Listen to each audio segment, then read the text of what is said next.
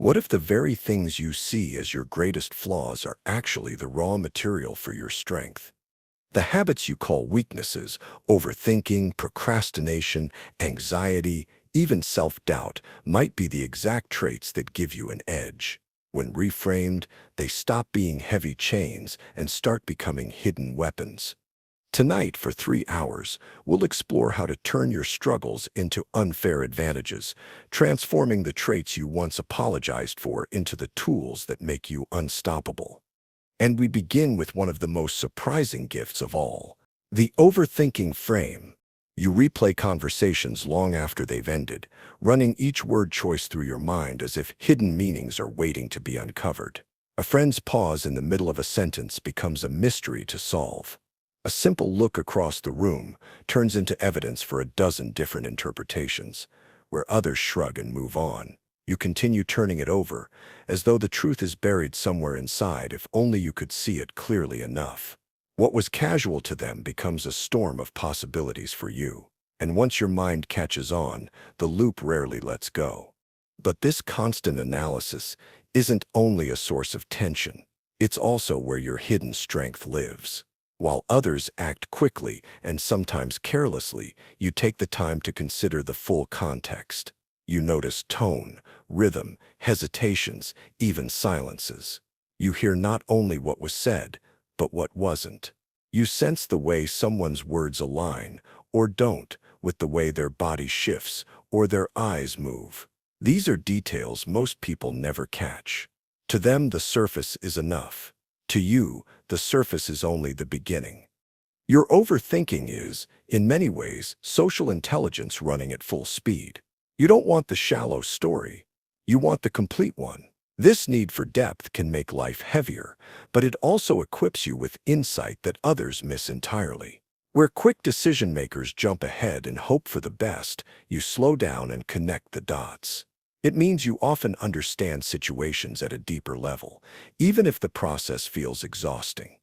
And while your habit of questioning everything may create anxiety, it also creates solutions. The same mind that keeps you awake at night, worrying about what you said, is the mind that spots patterns invisible to everyone else. You see where things are headed long before they arrive. You notice connections across experiences that others would never link. You sense the risk hidden beneath a smooth surface, and you're ready for it before it strikes. Think about this in work or study. A colleague rushes into a project and overlooks details that later collapse the plan. You, on the other hand, slow the process down by asking uncomfortable but necessary questions. What happens if this part fails? What if that assumption turns out wrong? What if the market changes halfway through? Your questions protect the group from blind spots. They prevent costly mistakes. They transform hesitation into foresight. At the root of your overthinking is not weakness. It is care. You care about outcomes. You care about people. You care about understanding the truth rather than rushing into the comfort of simple answers. And when that care is guided, it turns into wisdom. Others seek you out because they know you'll see what they can't. They know you'll raise the point they missed. They know your doubt isn't emptiness, it's depth. Still, the same ability that creates insight can also create paralysis. Endless loops of thought can stop you from acting at all. That's why the key lies in balance. When your analysis helps you plan, connect, and uncover meaning, it serves you. When it spirals only into worry, it harms you. The challenge is to recognize the difference and redirect your energy when it starts feeding anxiety rather than clarity. Your tendency to turn every angle isn't a flaw. It's a rare capability to map out complexity and see what's really there. When you choose to use that gift for problem solving, relationship building, or creative insight, it becomes extraordinary. It stops being the weight you carry and starts being the light you hold. Because the truth is simple, the mind that sometimes traps you is also the mind that can free you. The same thoughts that make life complicated can make it meaningful. Your overthinking, when directed with intention, doesn't just keep you safe, it makes you powerful. The procrastination frame. You put things off again and again, waiting until the pressure is too strong to ignore. Deadlines creep closer while you find yourself tackling smaller, less important tasks. You feel busy, constantly in motion, yet the work that matters most sits untouched. You tell yourself that you thrive under pressure, that the ticking clock sharpens your focus. But when the rush arrives, it brings stress, guilt, and frustration alongside the burst of productivity. The relief of finishing is often followed by shame about how long you avoided starting. And so the cycle repeats, no matter how many promises you make to yourself to change. But procrastination is rarely a sign of laziness. It often signals something deeper than poor time management. At times you delay because your subconscious knows the task doesn't align with your true goals or values. The resistance isn't weakness. It might be wisdom, a quiet signal that your energy would be wasted if you rushed ahead blindly. That pause can be your mind's way of protecting you from moving in the wrong direction. For many people, procrastination hides perfectionism. You postpone beginning because the thought of producing something less than excellent feels unbearable. Better to wait than to risk creating work that might disappoint yourself or others. The fear of failing makes inaction feel safer than progress. This paralysis, though painful, can be understood as your mind's attempt to shield you from criticism or rejection. Others delay for a different reason. They discover that their best work often comes under pressure, when adrenaline narrows focus and urgency silences distractions. For these people, deadlines act like fuel. The brain snaps into high gear only when the clock demands it. While stressful, this approach can sometimes unlock creativity and problem-solving that never appeared during calm preparation. Procrastination in these cases isn't avoidance, it's a strange strategy for accessing intensity. Your hesitation may also be a quiet message from your unconscious mind. Perhaps it is telling you this isn't the right moment, or this approach doesn't fit. When you notice yourself avoiding something again and again, it might be worth listening. The resistance could be pointing to a lack of clarity, to fatigue, or to deeper priorities you've been ignoring. Reframing procrastination can shift how you see it.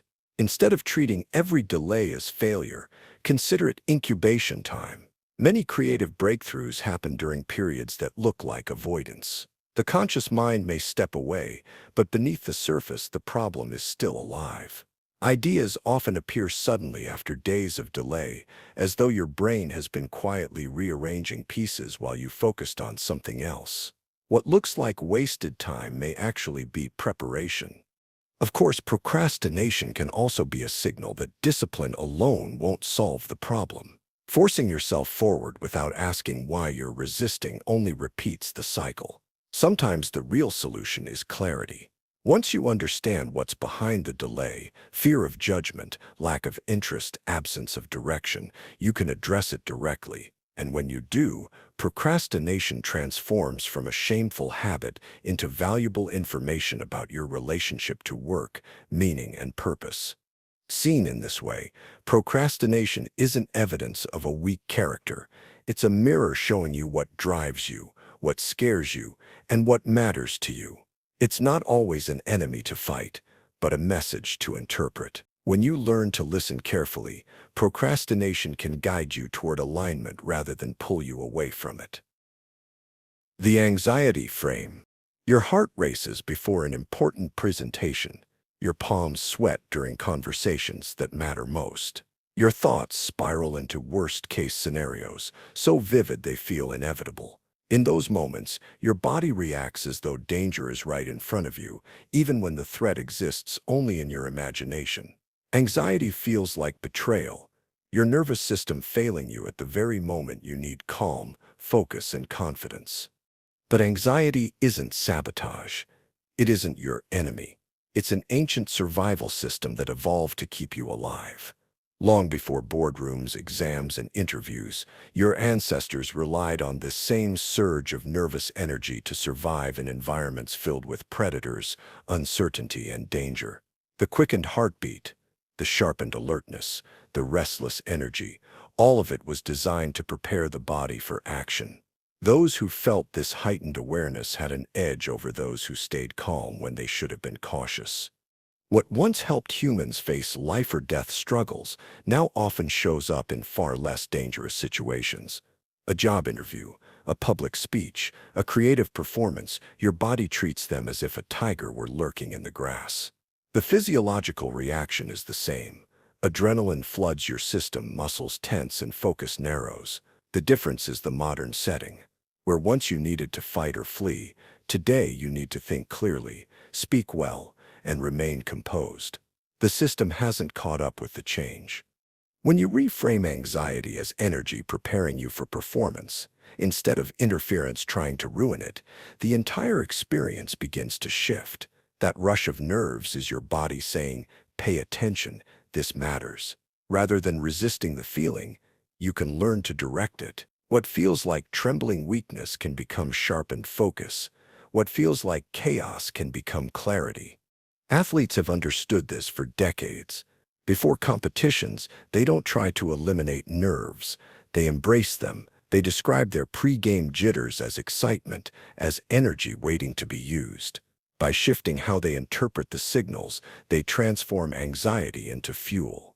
The same physical response that cripples one person can elevate another, simply depending on the story they tell themselves about what's happening inside. Your anxiety also reveals something important. It proves that you care. You don't feel this way about things that mean nothing to you. The intensity of your nervousness often reflects the importance of what's at stake in your own mind. That caring can be turned inward as a source of strength. Instead of asking, "Why am I so nervous?" you can ask, "How can I use this energy to show how much I value this opportunity?" This reframe doesn't make anxiety disappear, but it changes the relationship you have with it. Instead of seeing your body as betraying you, you see it as preparing you. Instead of fighting your own nervous system, you begin working with it. That subtle shift can transform the experience of stress into one of readiness. Anxiety, when understood and directed, becomes a competitive advantage. It sharpens your awareness, it prepares your body, and it reminds you that the moment in front of you truly matters.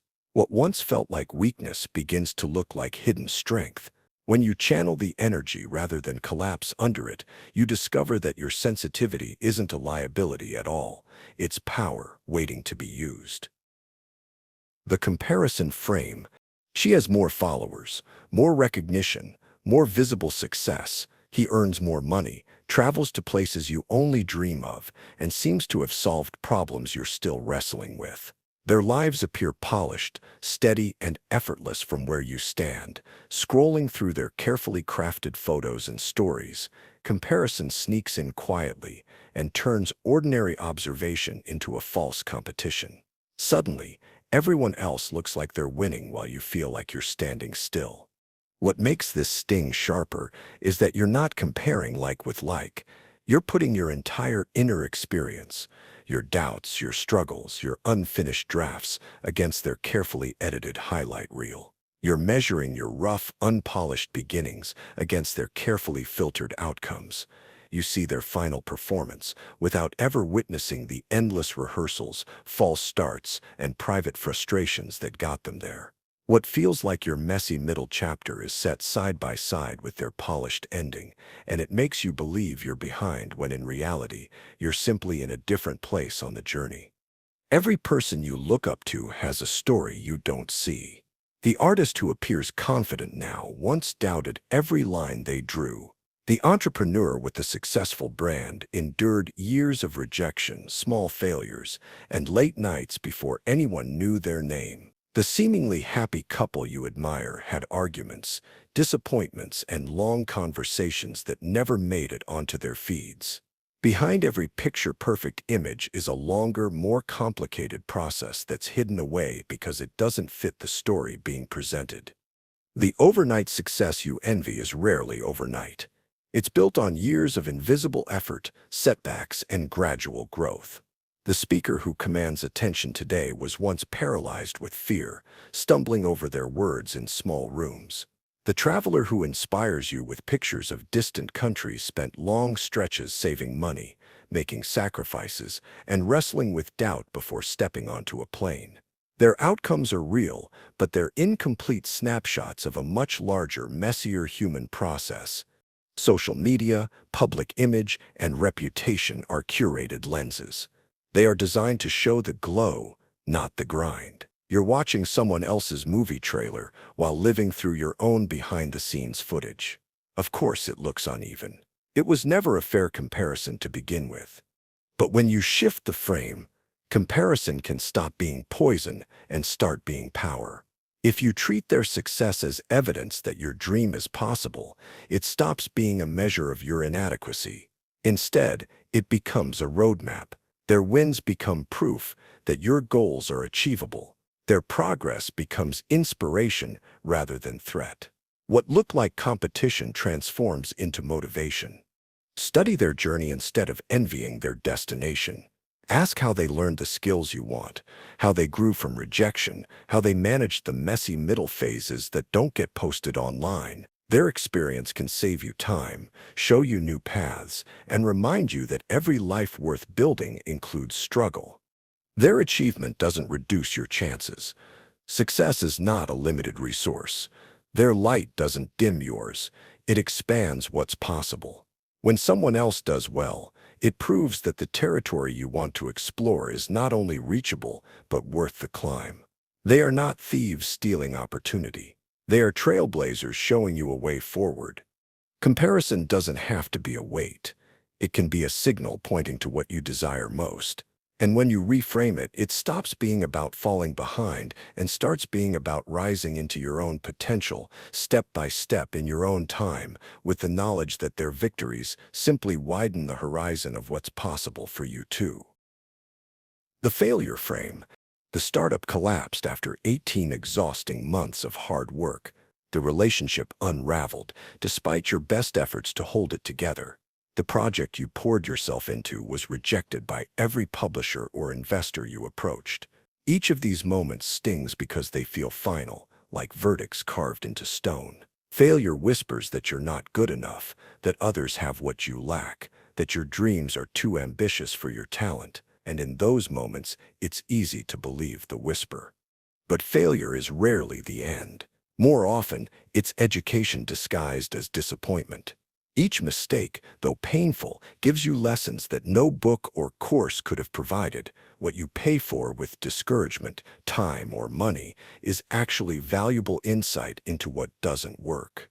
It's the kind of clarity that consultants or experts charge thousands to deliver, and here it arrives bundled with your own lived experience. Every wrong turn eliminates wasted directions for the future. Every rejection provides data about your approach, your understanding of people, your timing, or the clarity of your message. Where most people see collapse, you can choose to see reconnaissance. Failure is detailed research dressed up as defeat. It shows you boundaries, blind spots, and mistakes you may never have noticed otherwise. While others keep guessing, still wondering if their ideas will work, you now know exactly why a specific approach doesn't. That knowledge, though it hurts to earn, is a competitive advantage no classroom can match. Look at the entrepreneurs who finally succeed after a string of failed ventures. More often than not, they win not in spite of those failures, but because of them. Their earlier projects gave them intelligence about markets, strategies, and pitfalls they could not have gathered any other way. What looked like wasted years was actually essential preparation. They paid their tuition through trial and error, and the knowledge gained became the foundation for later breakthroughs.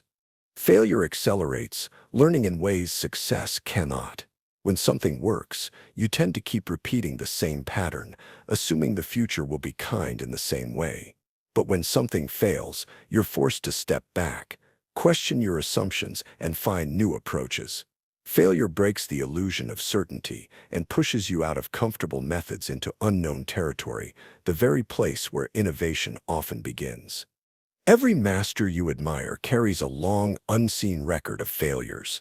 The actor who looks effortless now endured hundreds of auditions that ended in silence before learning what casting directors truly wanted.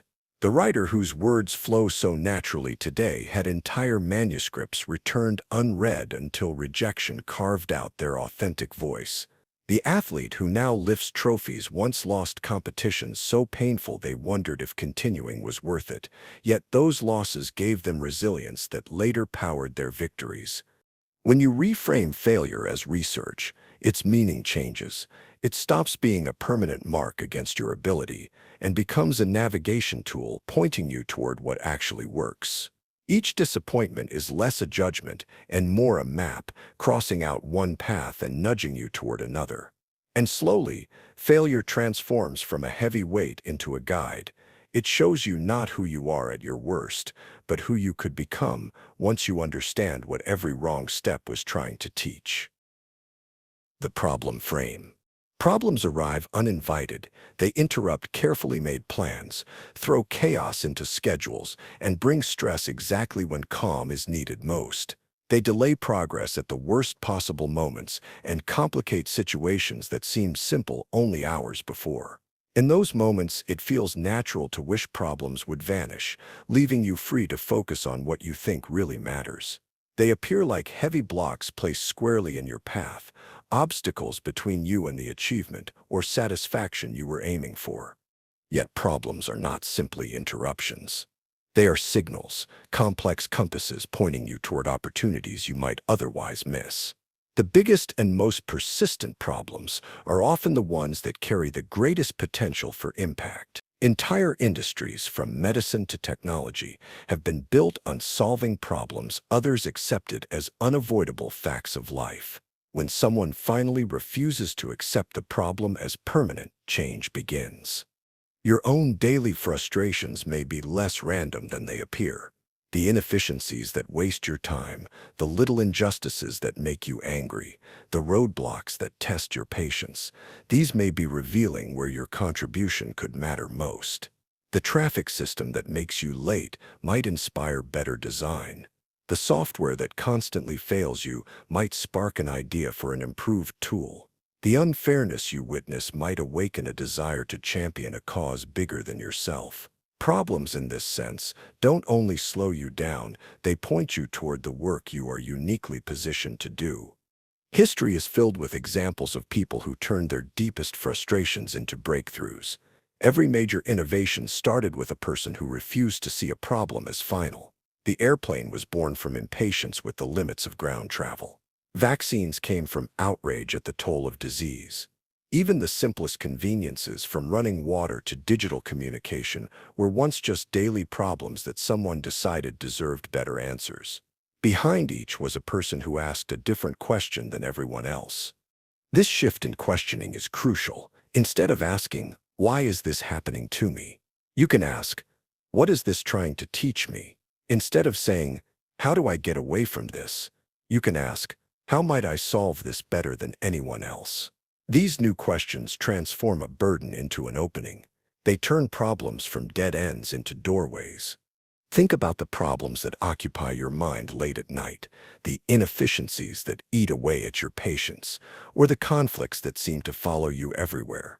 What if those aren't just annoyances? What if they are signals calling for your attention? What if they are invitations to step into the exact place where your skills, creativity, and persistence are needed most?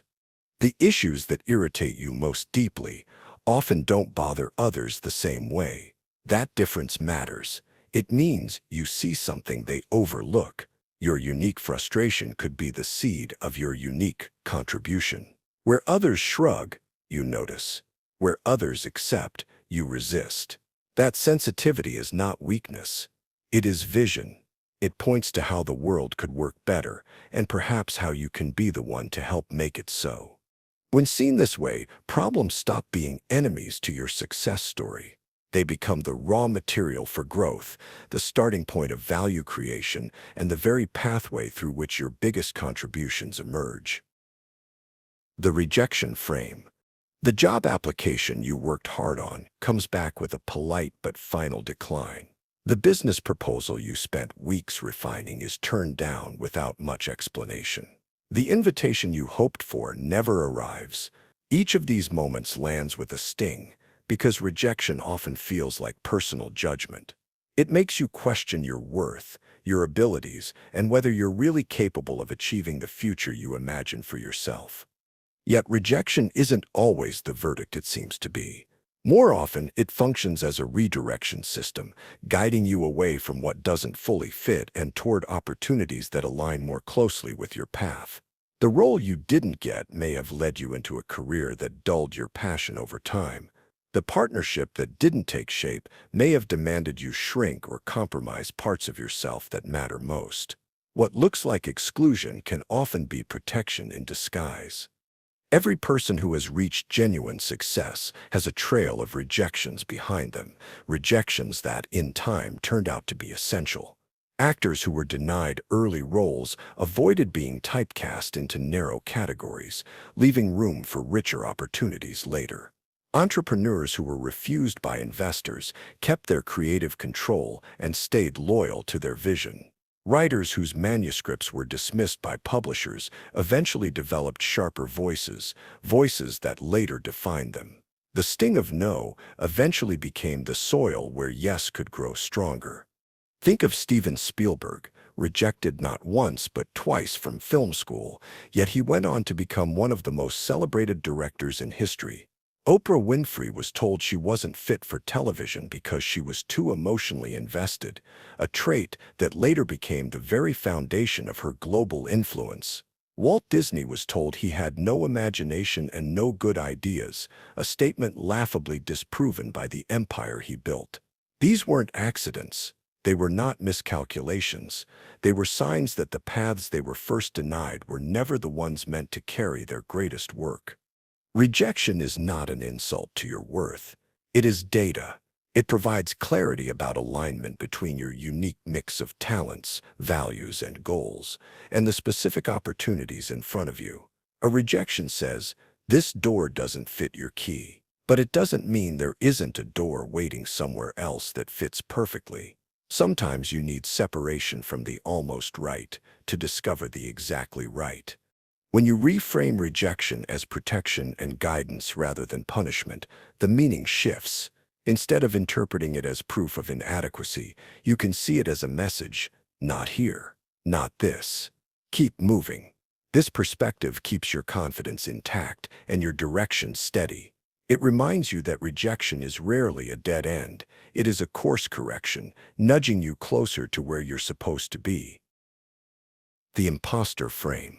You sit in meetings convinced that everyone else belongs there more than you do.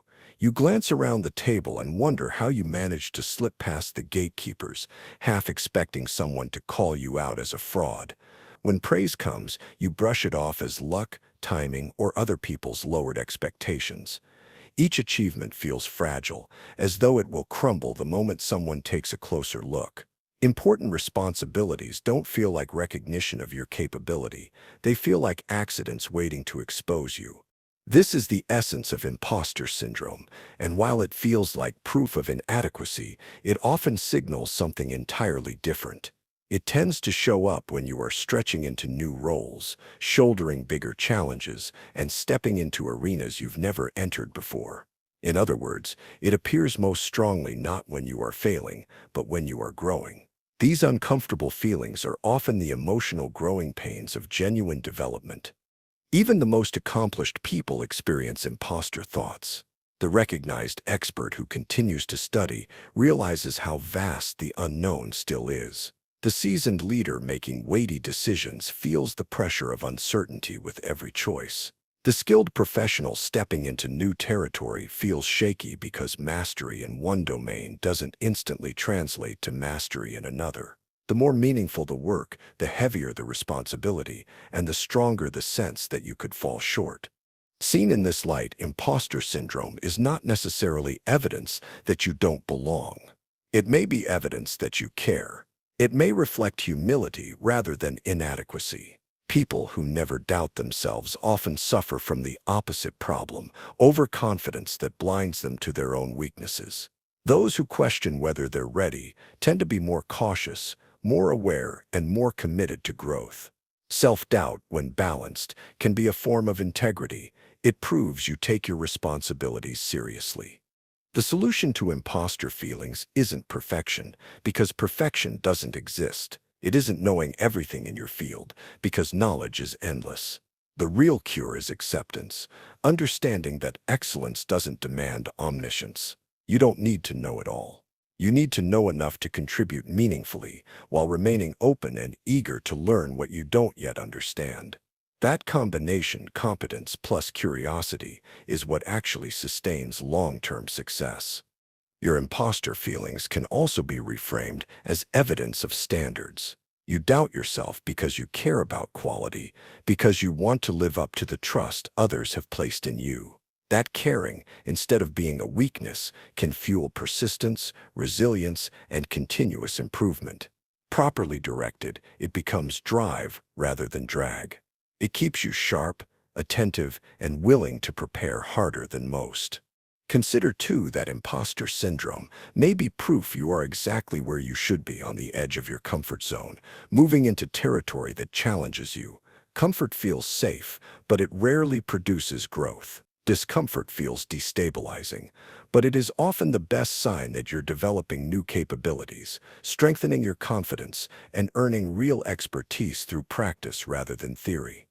So the next time you feel like an imposter, pause before assuming it's proof of weakness. Ask yourself if it's really a sign of expansion. You may not feel ready because readiness only comes through action. You may not feel confident because confidence is built by showing up anyway. And you may not feel like you belong because you're still growing into the role. But growth, not certainty, is the truest sign you're on the right path. The time frame. You look around and feel behind. Others seem to have started years earlier, reaching milestones faster, gathering recognition while you're still gathering courage. Their careers, relationships, or achievements look like they unfolded on schedule, while yours feels delayed, as if the train already left the station and you're standing on the platform, watching it disappear. Time begins to feel like an adversary, an invisible force pushing you further from your goals, whispering that your chance has already passed. The window looks as if it's closing while you're still preparing to jump through it. But timing isn't as simple as age or social expectation. Life doesn't unfold according to one fixed schedule. What looks like delay might in fact be essential preparation. The years you spent building skills, developing resilience, and gathering wisdom may not be wasted time, but the very foundation required for the next stage of your journey. Sometimes what feels like a slow start is the groundwork for a stronger, more sustainable climb. Opportunities often arrive not when you want them, but when you're finally able to handle them. If you had started earlier, without the depth or perspective you now carry, the chance might have ended in failure. The struggles and detours you've lived through shape the readiness you bring to your work today. What you call late may actually be the exact right moment, because you're no longer rushing forward half-formed, but arriving with tools you didn't once possess. Consider the different seasons of starting. The person who launches a dream project at 20 might have boundless energy and boldness, but often lacks the lived experience to adapt when things don't go as planned. At 40, you bring knowledge, networks, and resilience that younger competitors can't replicate, even if you worry the world has moved on. At 60, you might carry perspective and patience that turn into unfair advantages in a noisy, impatient marketplace. Each stage offers its own strength.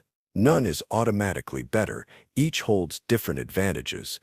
Your so-called late start may in fact be perfect timing for your unique circumstances. The market might only now be ready to receive what you have to offer. Technology may have advanced enough to make your vision realistic. Your accumulated life experiences may give you insight into problems you couldn't have solved at a younger age. And often, what feels like being behind is simply you arriving at the exact right intersection of personal readiness and external opportunity. Instead of lamenting lost time, consider reframing it as invested time.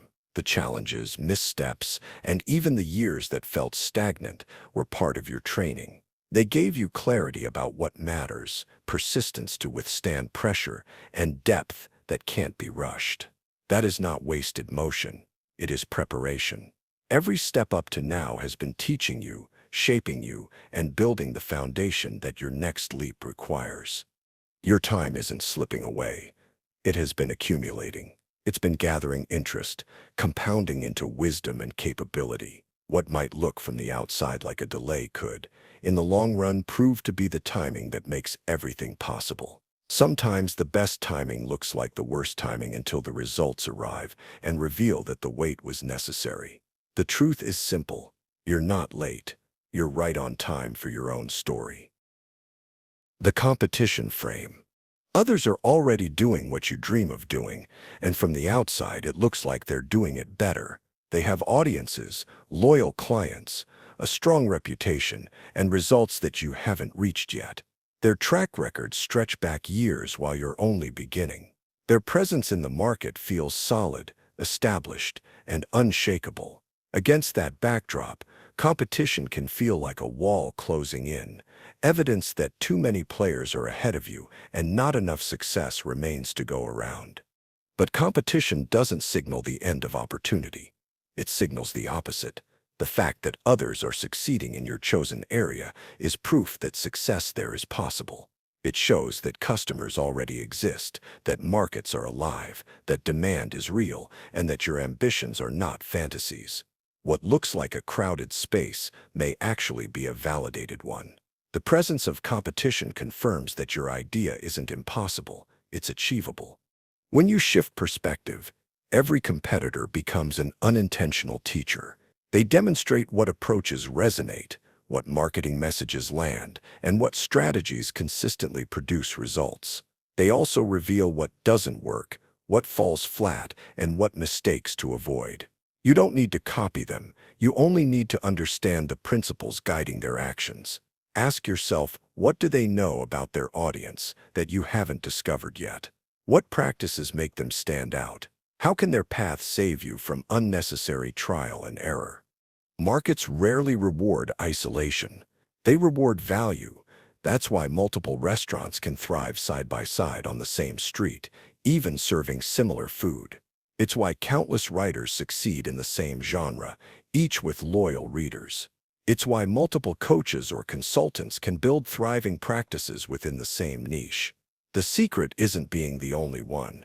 It's offering something of distinct value, even in a space that others already occupy.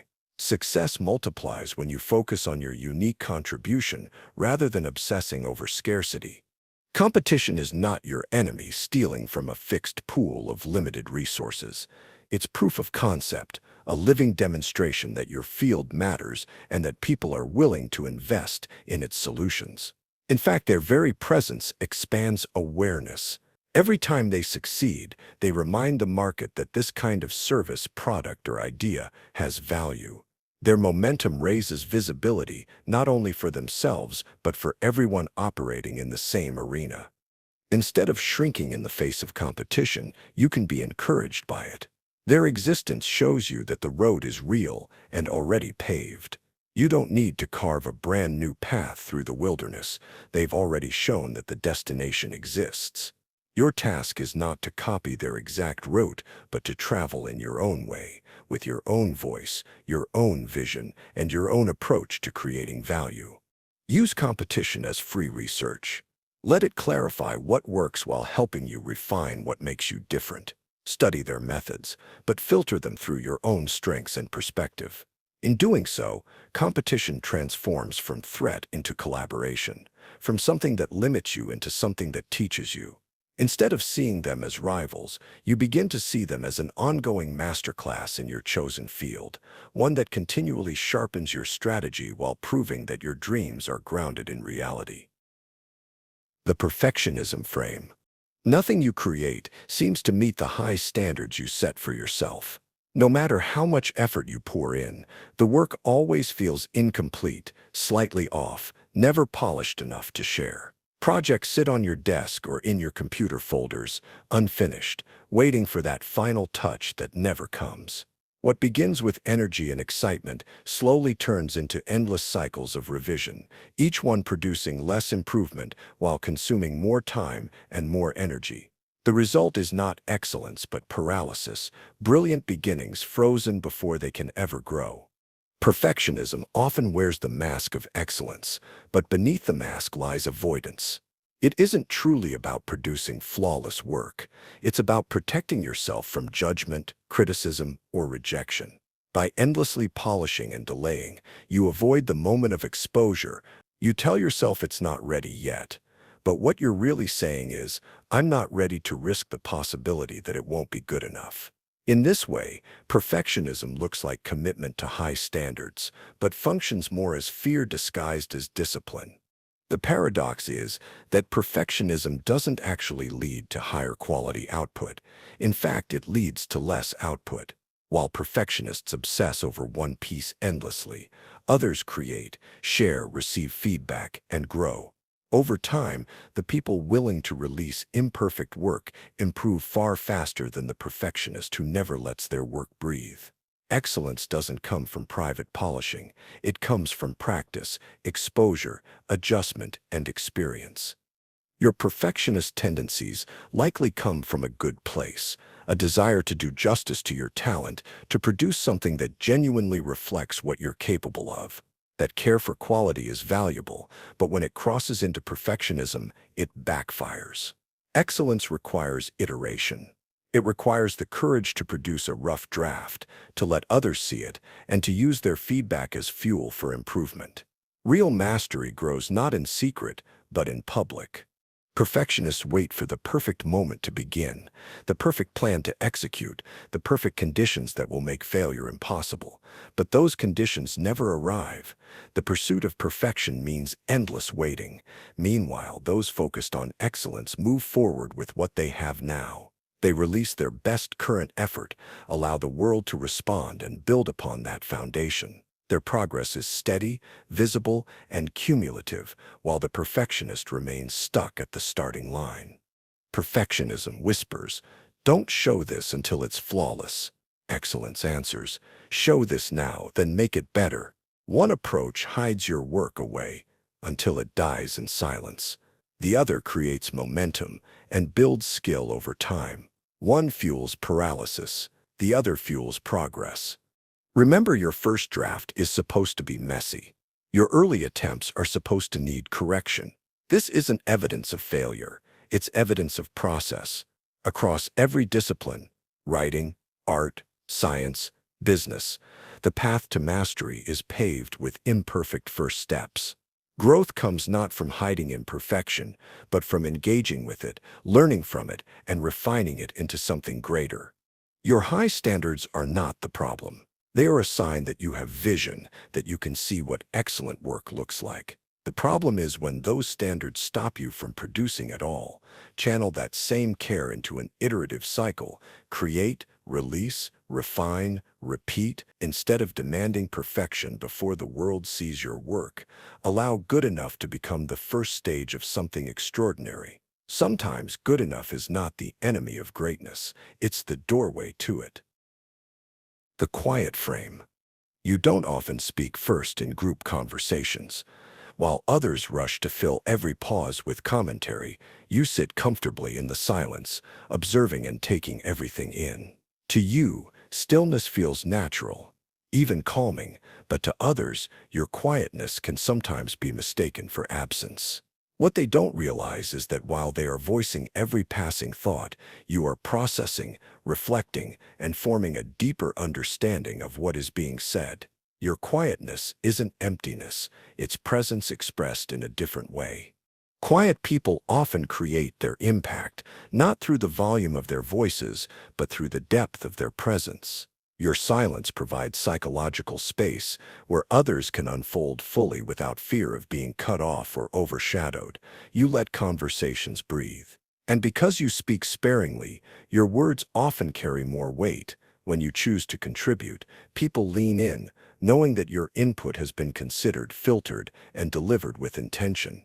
While others compete for airtime in meetings, you are assembling the puzzle of what's happening. You listen not only to the words spoken, but to the tone, the hesitations, and the emotional undercurrents. By the time you do speak, you've often already mapped out connections others haven't even noticed. This ability makes your contributions sharper, clearer, and more meaningful. You may not speak as often, but when you do, your perspective shifts the entire conversation. Quiet people are often the ones others trust most when it matters. Friends and colleagues come to you, not for chatter, but for clarity, not for noise, but for perspective. They know you will listen fully without rushing to talk over them. They know your responses will be thoughtful, not reactive. That kind of listening is rare in a world where everyone is eager to be heard, and it makes your quietness magnetic. Your silence also allows you to notice subtleties others miss entirely. You see who avoids eye contact, who seems uncomfortable, who holds back what they really want to say. You pick up on unspoken tensions and subtle group dynamics that escape constant talkers. Because you are not focused on competing for attention, you have the bandwidth to notice details others overlook. That awareness gives you a quiet kind of power, the ability to read situations more deeply and respond with precision. The world desperately needs quiet voices. In an age filled with non-stop commentary, opinions shouted across platforms, and endless noise, the ability to pause and offer depth is a gift. Your calm presence can bring stability to chaotic discussions. Your thoughtful way of communicating adds meaning to interactions that might otherwise skim along the surface. Where noise overwhelms, your silence restores balance. Your quietness isn't a flaw to be fixed. It's a gift to others. It creates safety, giving people space to think out loud, to process emotions, and to explore their own insights without the pressure to perform. Sometimes the most profound communication doesn't happen in eloquent speeches, but in attentive listening. By choosing silence when others expect words, you give them the rare experience of truly being heard. And in the end, that presence often speaks louder than any amount of noise ever could. The shyness frame. You feel uneasy when all eyes turn toward you. Being the center of attention in social situations makes your heart beat faster and your mind race. Group conversations often feel overwhelming, as if too many voices are competing for your focus at once. You prefer listening, watching, and processing quietly in the background instead of performing at the front. In a world that rewards bold introductions, polished self-promotion, and extroverted energy, shyness can feel like a handicap, as if your natural temperament is out of step with the culture around you.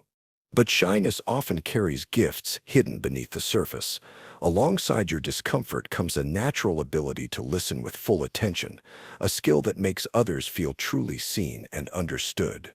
While outgoing people sometimes get lost in their own performance, you're tuned into the finer details, the tone of someone's voice, the hesitation in their words, the tension in their body language. What others miss in their rush to speak, you quietly notice and file away. These subtle observations make you socially intelligent in ways that loudness alone can never achieve. Your avoidance of the spotlight also has an upside. It keeps you authentic because you don't feel the need to perform for applause or approval. Your interactions often come across as more genuine. You don't compete for clever comments or witty one-liners. Instead, you connect on a personal level. People sense that you are not trying to impress them, but to understand them. That quiet sincerity creates trust, which is often far more valuable than attention. In conversation, shy people often ask the best questions. Instead of thinking about what to say next, you are genuinely curious about others. You draw them out, invite them to expand, and encourage them to share more deeply. While some people dominate conversations with their opinions, you make room for others to feel heard. This creates emotional safety, a rare environment where people can express themselves honestly without fear of being overshadowed. Shyness also tends to come with empathy and sensitivity. You notice not just what people say, but what they mean. You feel emotional currents that others skim past. This sensitivity equips you to support others, whether as a friend who listens patiently, a partner who responds thoughtfully, or a colleague who can sense when the team needs reassurance rather than pressure. In many roles and relationships, these quiet strengths matter more than charisma. You don't need to force yourself into extroversion to be effective. Loudness isn't the only path to value. Instead, you can learn to lean into your own style, listening deeply, observing carefully, speaking thoughtfully, in spaces where depth matters more than volume. whether mentoring, counseling, writing, designing, or leading with empathy. Your shyness becomes not a weakness but an advantage. Your shy nature is not a flaw to fix. It is simply a different rhythm of communication, one that, when understood and embraced, carries its own unique power. The world doesn't need everyone to be bold and outspoken. It needs balance. And sometimes, the quiet voice, used with care and intention, can cut through the noise more powerfully than the loudest shout. The Introversion Frame. Large social gatherings leave you drained instead of refreshed. After long group interactions, you need time alone to recover your energy, while extroverted people walk away buzzing with momentum. You naturally prefer smaller circles of friends over crowded rooms, and you value deep, meaningful conversations more than quick exchanges of small talk. In a culture that often celebrates boldness, networking, and constant visibility, introversion can feel like a disadvantage, a limitation in a world built for extroverted personalities and social styles. But introversion isn't a weakness, and it doesn't need fixing. It's not shyness, nor is it antisocial behavior. It is a fundamental difference in neurological wiring, a unique way of processing information and managing energy. Extroverts think best when speaking out loud and refuel by being around people. Introverts, on the other hand, process internally. You gain clarity through reflection, and your energy restores in solitude. This isn't a flaw to overcome, but a natural rhythm to understand and honor. Your need for time alone is not rejection of others.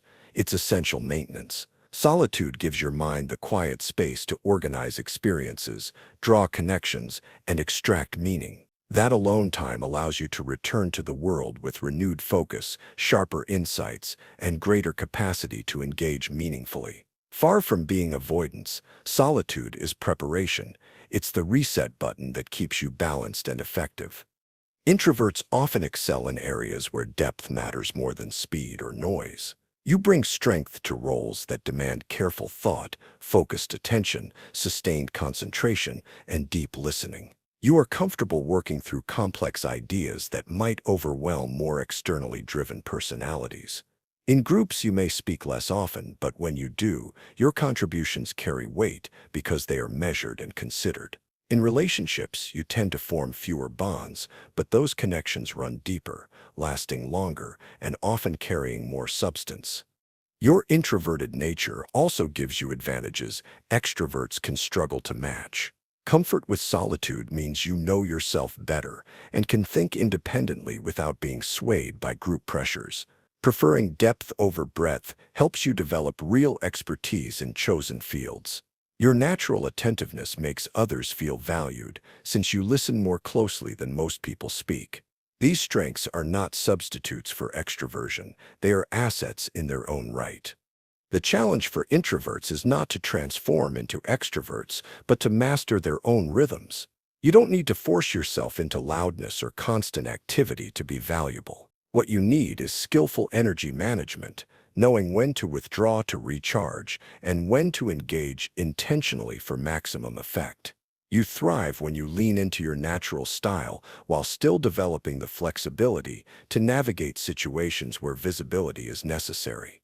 The world benefits when both personality types contribute. Extroverts bring energy, momentum, and enthusiasm.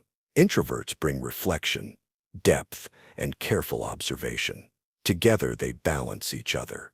Your task isn't to mimic extroverts, but to strengthen your own way of moving through the world, to embrace the fact that your quiet focus, your patience, and your capacity for deep thought are just as essential to progress and connection as any amount of charisma or outward energy. Your introversion is not a limitation. It is a different design. When you work with it rather than against it, you find not only balance but strength. Honoring your rhythms while sharpening your skills allows you to contribute at your highest level, authentically, effectively, and without apology. The Sensitivity Frame. You feel emotions more vividly than most people around you. A small criticism can echo in your mind for hours, sometimes days, cutting deeper than it seems to for others. A sad movie brings you to tears even when everyone else remains still. Harsh environments, bright lights, loud noises, rushed conversations can leave you feeling drained and overwhelmed, as if your nervous system has no filter. People sometimes label you as too sensitive, as though your natural responsiveness were a flaw, a defect that must be corrected, hardened, or suppressed in order to function normally. But sensitivity is not weakness. It is not fragility. It is a form of heightened awareness, an ability to pick up details, emotions, and subtle signals that many people simply miss. Like any strong trait, it can feel like a burden when unmanaged, but it becomes a gift when understood and directed. The very sensitivity that exposes you to emotional pain also gives you greater access to beauty, to connection, to empathy, and to creative inspiration. What others experience faintly, you feel in full color. This depth of feeling often makes sensitive people exceptional friends, partners, and companions. Because you notice emotional shifts so quickly, you can respond with compassion and understanding in ways others cannot. You anticipate needs without them being spoken. You sense when someone is hurting even if they haven't said a word. Your care creates a level of safety and comfort that allows others to open up in ways they never do around less responsive people. Sensitivity also fuels creativity. Artists, writers, musicians, and storytellers often draw from their ability to feel emotions intensely and translate them into forms others can understand and resonate with. You might write a line that makes someone cry because you've cried in the same way yourself. You might create music that stirs hearts because your own heart has been stirred so deeply. Sensitivity gives you access to a wider emotional palette, and with it the power to move people. Even in leadership, sensitivity proves valuable. While the stereotype favors toughness and decisiveness, the reality is that leaders who combine emotional intelligence with strategy often build stronger, more loyal teams.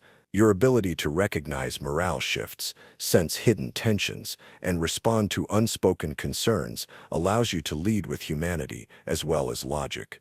That balance creates environments where people feel seen, respected, and motivated. The key is not to toughen up by dulling your feelings or growing emotional armor. That path only leads to disconnection from the very strength that makes you unique. Instead, the task is to develop boundaries and methods that allow you to process strong feelings without being drowned by them.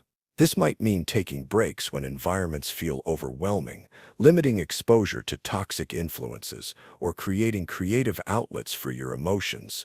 Protecting your sensitivity doesn't mean silencing it. It means giving it the space it needs to serve you rather than control you.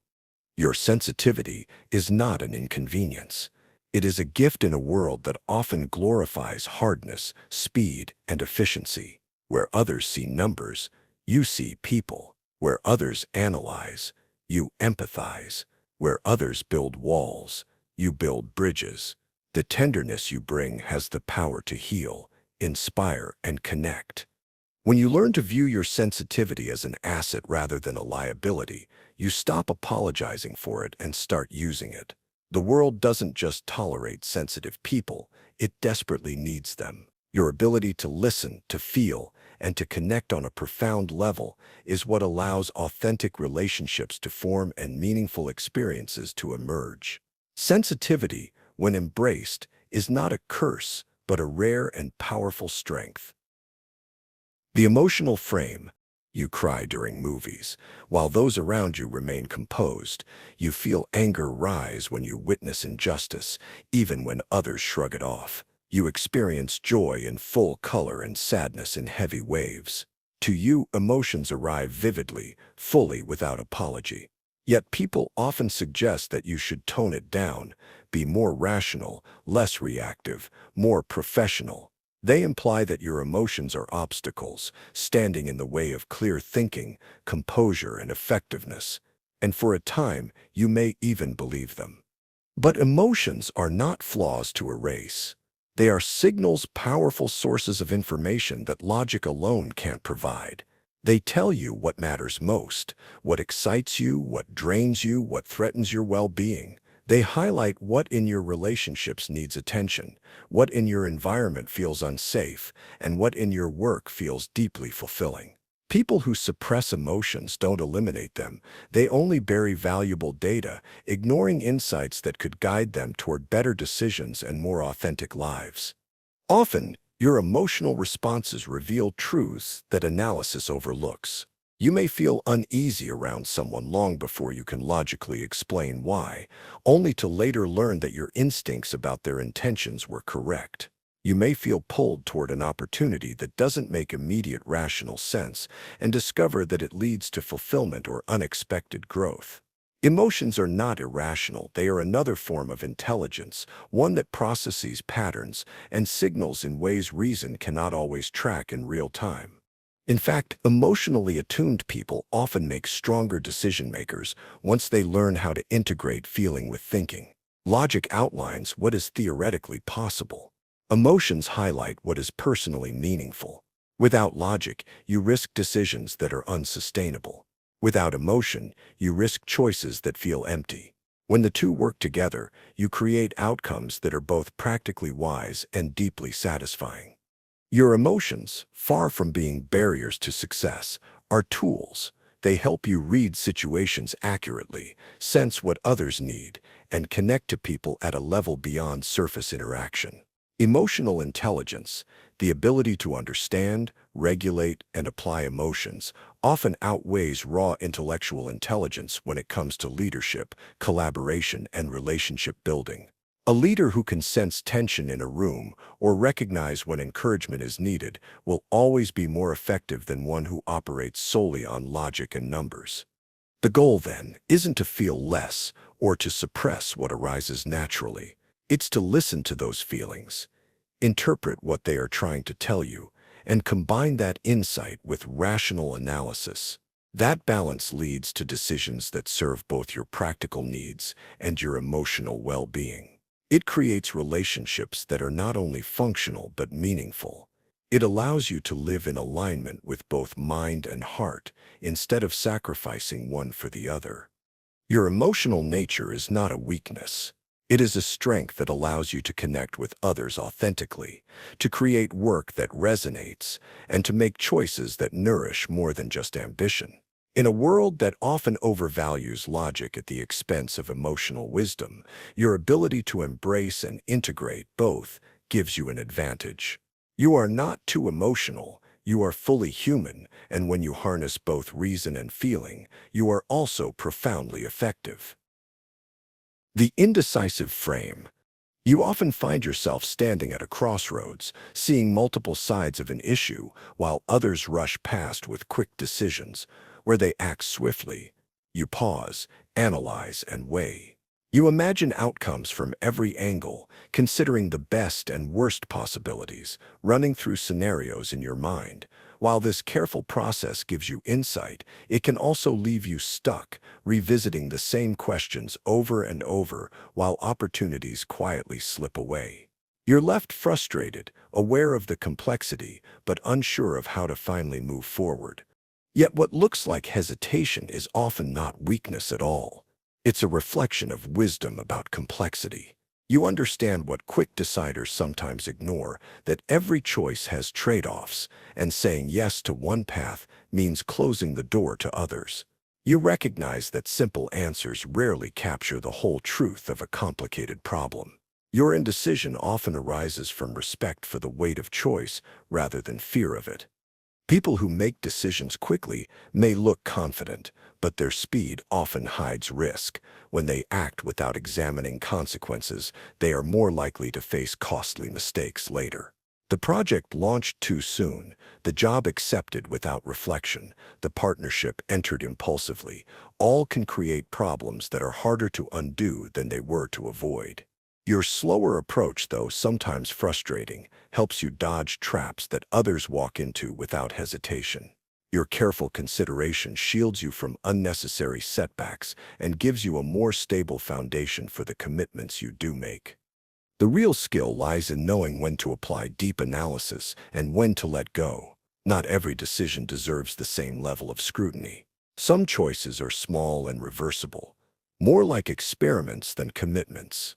In those cases, your time is better spent acting quickly, gathering feedback, and adjusting as needed. Other choices, career moves, relationships, investments, carry long-term consequences. These deserve your careful attention, your weighing of risks and rewards, your full capacity for foresight. Learning to separate the small from the significant frees you from paralysis without losing your gift for thoroughness. Indecision, when framed properly, becomes recognition of nuance. It reflects awareness that life isn't black and white, and that important choices deserve careful handling. Rather than seeing it as a flaw, you can treat it as an ability to hold multiple perspectives before reaching judgment. With practice, you can apply this ability selectively, protecting yourself from impulsive errors while also avoiding the trap of overthinking matters that don't truly warrant it. Remember that the cost of a wrong decision is sometimes far greater than the cost of a slow decision.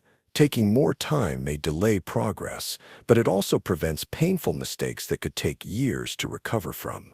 Your careful approach, when balanced, ensures that your big life choices, where to live, what to pursue, who to trust, align with your deepest values and long-term goals instead of fleeting impulses or social pressure. So while others may sprint ahead, you move with more intention, and though your pace may feel slower, your thorough process often produces stronger outcomes. You see details they overlook, anticipate consequences they ignore, and choose paths that stand the test of time. Trust your process, refine when to use it, and recognize that your so-called indecisiveness is often evidence of depth, of someone who takes decisions seriously enough to get them right. The impatient frame. You want results quickly, sometimes immediately. When progress feels slow, frustration builds like pressure behind a dam. Waiting doesn't feel neutral. It feels like losing time, like wasting hours that could be spent more productively. You notice inefficiencies everywhere: the slow-moving line, the outdated system, the pointless delay. Each one irritates you because it clashes with your sense that time is precious and should never be squandered. In a culture that often praises patience as the highest virtue, your impatience can feel like a weakness, a flaw in your character that needs correcting. But impatience isn't always a liability. When harnessed well, it becomes a powerful force for innovation and improvement. Many breakthroughs happen because someone grew tired of waiting or refused to accept the pace others tolerated. Impatient people are often the ones who question old systems, identify unnecessary steps, and discover faster, smarter methods of getting things done. What looks like restlessness is often the seed of efficiency. Your impatience may actually reveal ambition and high standards. You don't just want progress, you want progress now. You hold yourself and others to timelines that match your vision, and when you direct that urgency toward meaningful goals, it can lead to striking results. While others are still waiting for ideal conditions, you begin. You experiment, adjust, and refine. Progress happens not because conditions are perfect, but because you decided to move. The same energy that makes you restless in the face of delays also creates momentum. It pushes you into action when patience might have left you stagnant. History is full of impatient innovators who grew frustrated with slowness and built better alternatives. Transportation, communication, technology, all advanced because someone decided waiting wasn't good enough. Your impatience can serve as that same engine, turning irritation into initiative. Your nature also drives you to streamline and simplify. You can't stand wasted motion or time, so you naturally look for ways to cut through clutter. You redesign systems, automate repetitive tasks, or create solutions that save hours for yourself and others. The improvements you push for often benefit entire teams, families, or communities, not just you. What feels like personal restlessness becomes shared efficiency. The key lies in distinguishing between two kinds of impatience. There is the productive kind, impatience with waste, inefficiency, and needless delay. That kind sparks innovation and progress. And then there is the destructive kind, impatience with natural processes like learning, growth, or healing.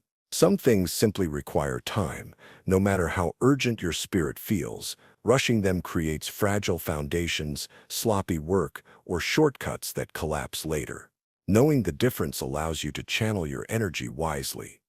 Instead of trying to erase your impatience, learn to aim it. Let it drive you to question broken systems, to refuse unnecessary delays, to act before conditions are perfect.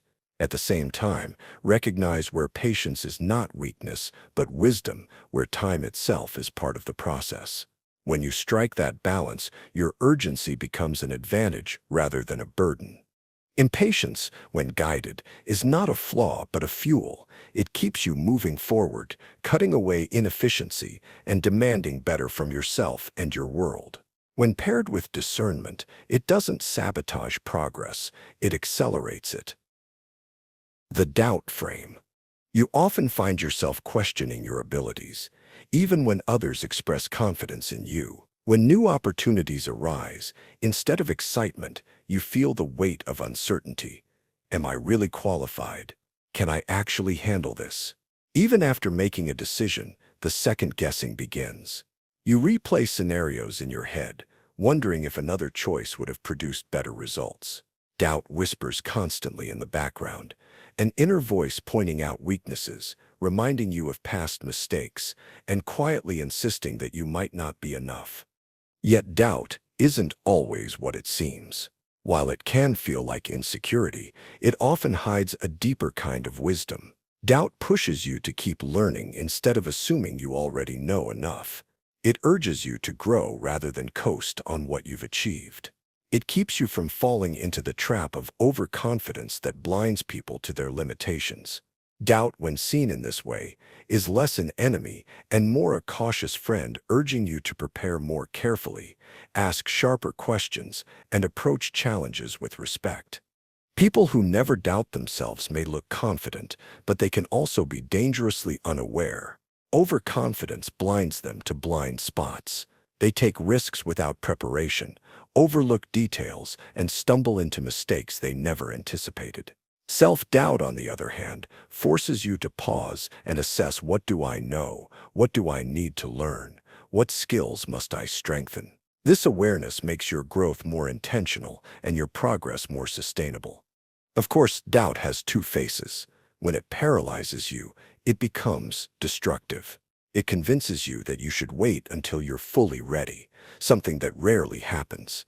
It tells you to play small, to stick to what feels safe, to avoid stretching into unknown territory. But when doubt is used productively, it becomes fuel.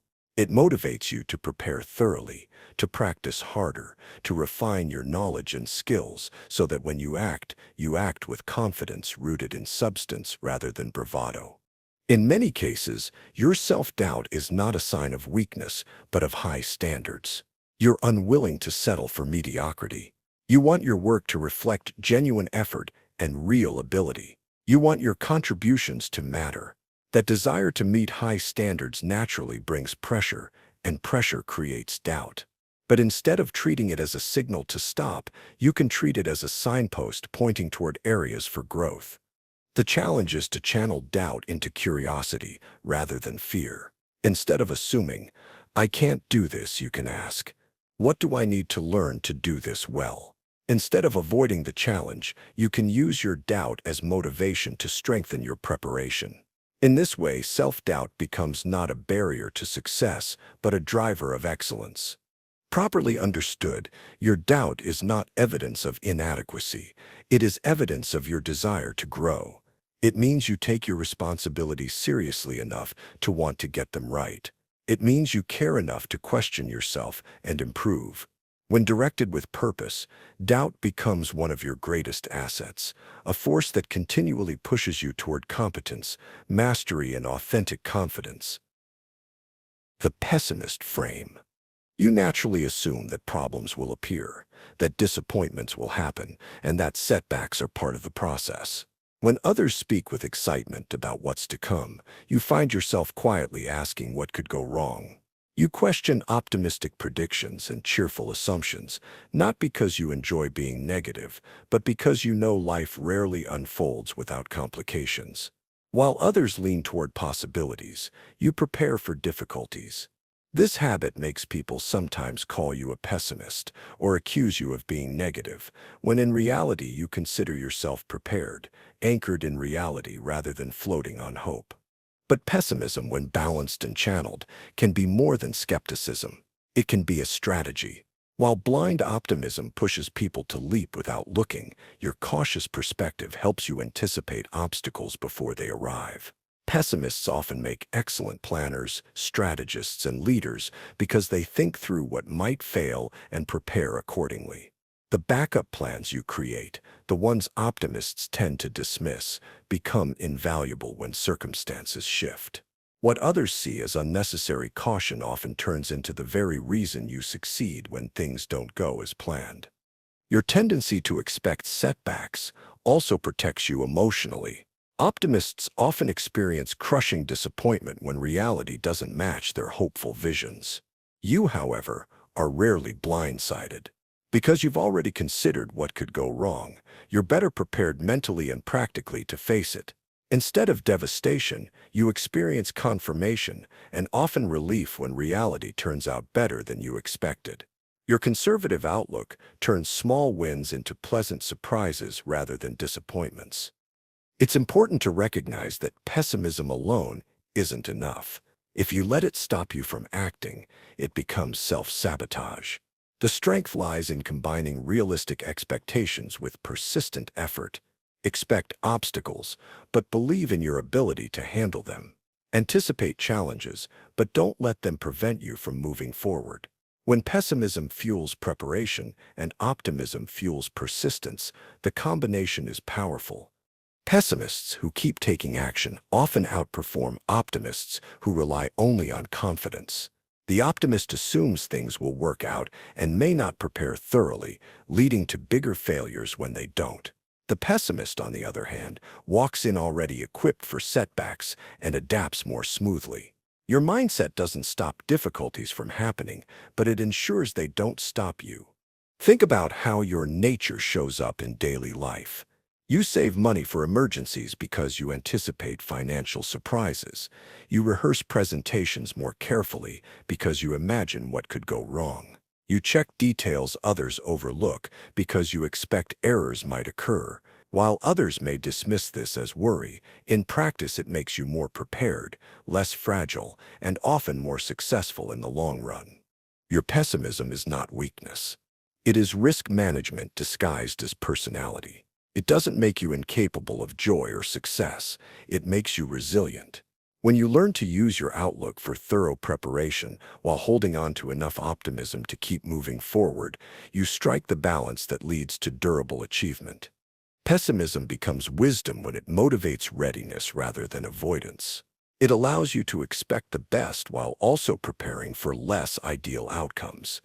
This balance creates adaptability, resilience, and strength in the face of real challenges. While others may crumble when plans fall apart, you bend, adjust, and continue forward, proving that your so-called negativity is in fact a sophisticated survival tool. The disorganized frame. To others, your workspace looks like chaos. Papers stacked in odd places, books scattered, sticky notes half hidden under coffee cups. Your schedule shifts from day to day, rarely following a rigid plan. Your approach to tasks may seem random, bouncing between projects in a way that confuses people who prefer strict order. In a culture that often treats structure, systems, and schedules as the only signs of competence, your natural working style can leave you feeling inadequate, as though your difference is a defect that must be corrected. But what appears to be disorganization from the outside may actually be a different kind of organization, one that makes perfect sense to your unique way of thinking. The clutter on your desk might not be evidence of disorder at all, but rather a living map of your ideas, allowing you to connect thoughts across projects that others would never link. The flexible flow of your schedule may open doors to spontaneous opportunities and flashes of creativity that rigid planners miss completely. What others call inefficiency may, for you, be the fertile ground where new solutions take root. Your system may not look conventional, but it often functions effectively for your particular cognitive style. You know where the important things are, even if they appear buried to an outside observer. You thrive with background activity, using ambient sound or movement to fuel your concentration. You think more clearly when free to move around, brainstorm, or let your environment stimulate your creativity, whereas sterile, overly organized spaces might stifle your energy rather than enhance it.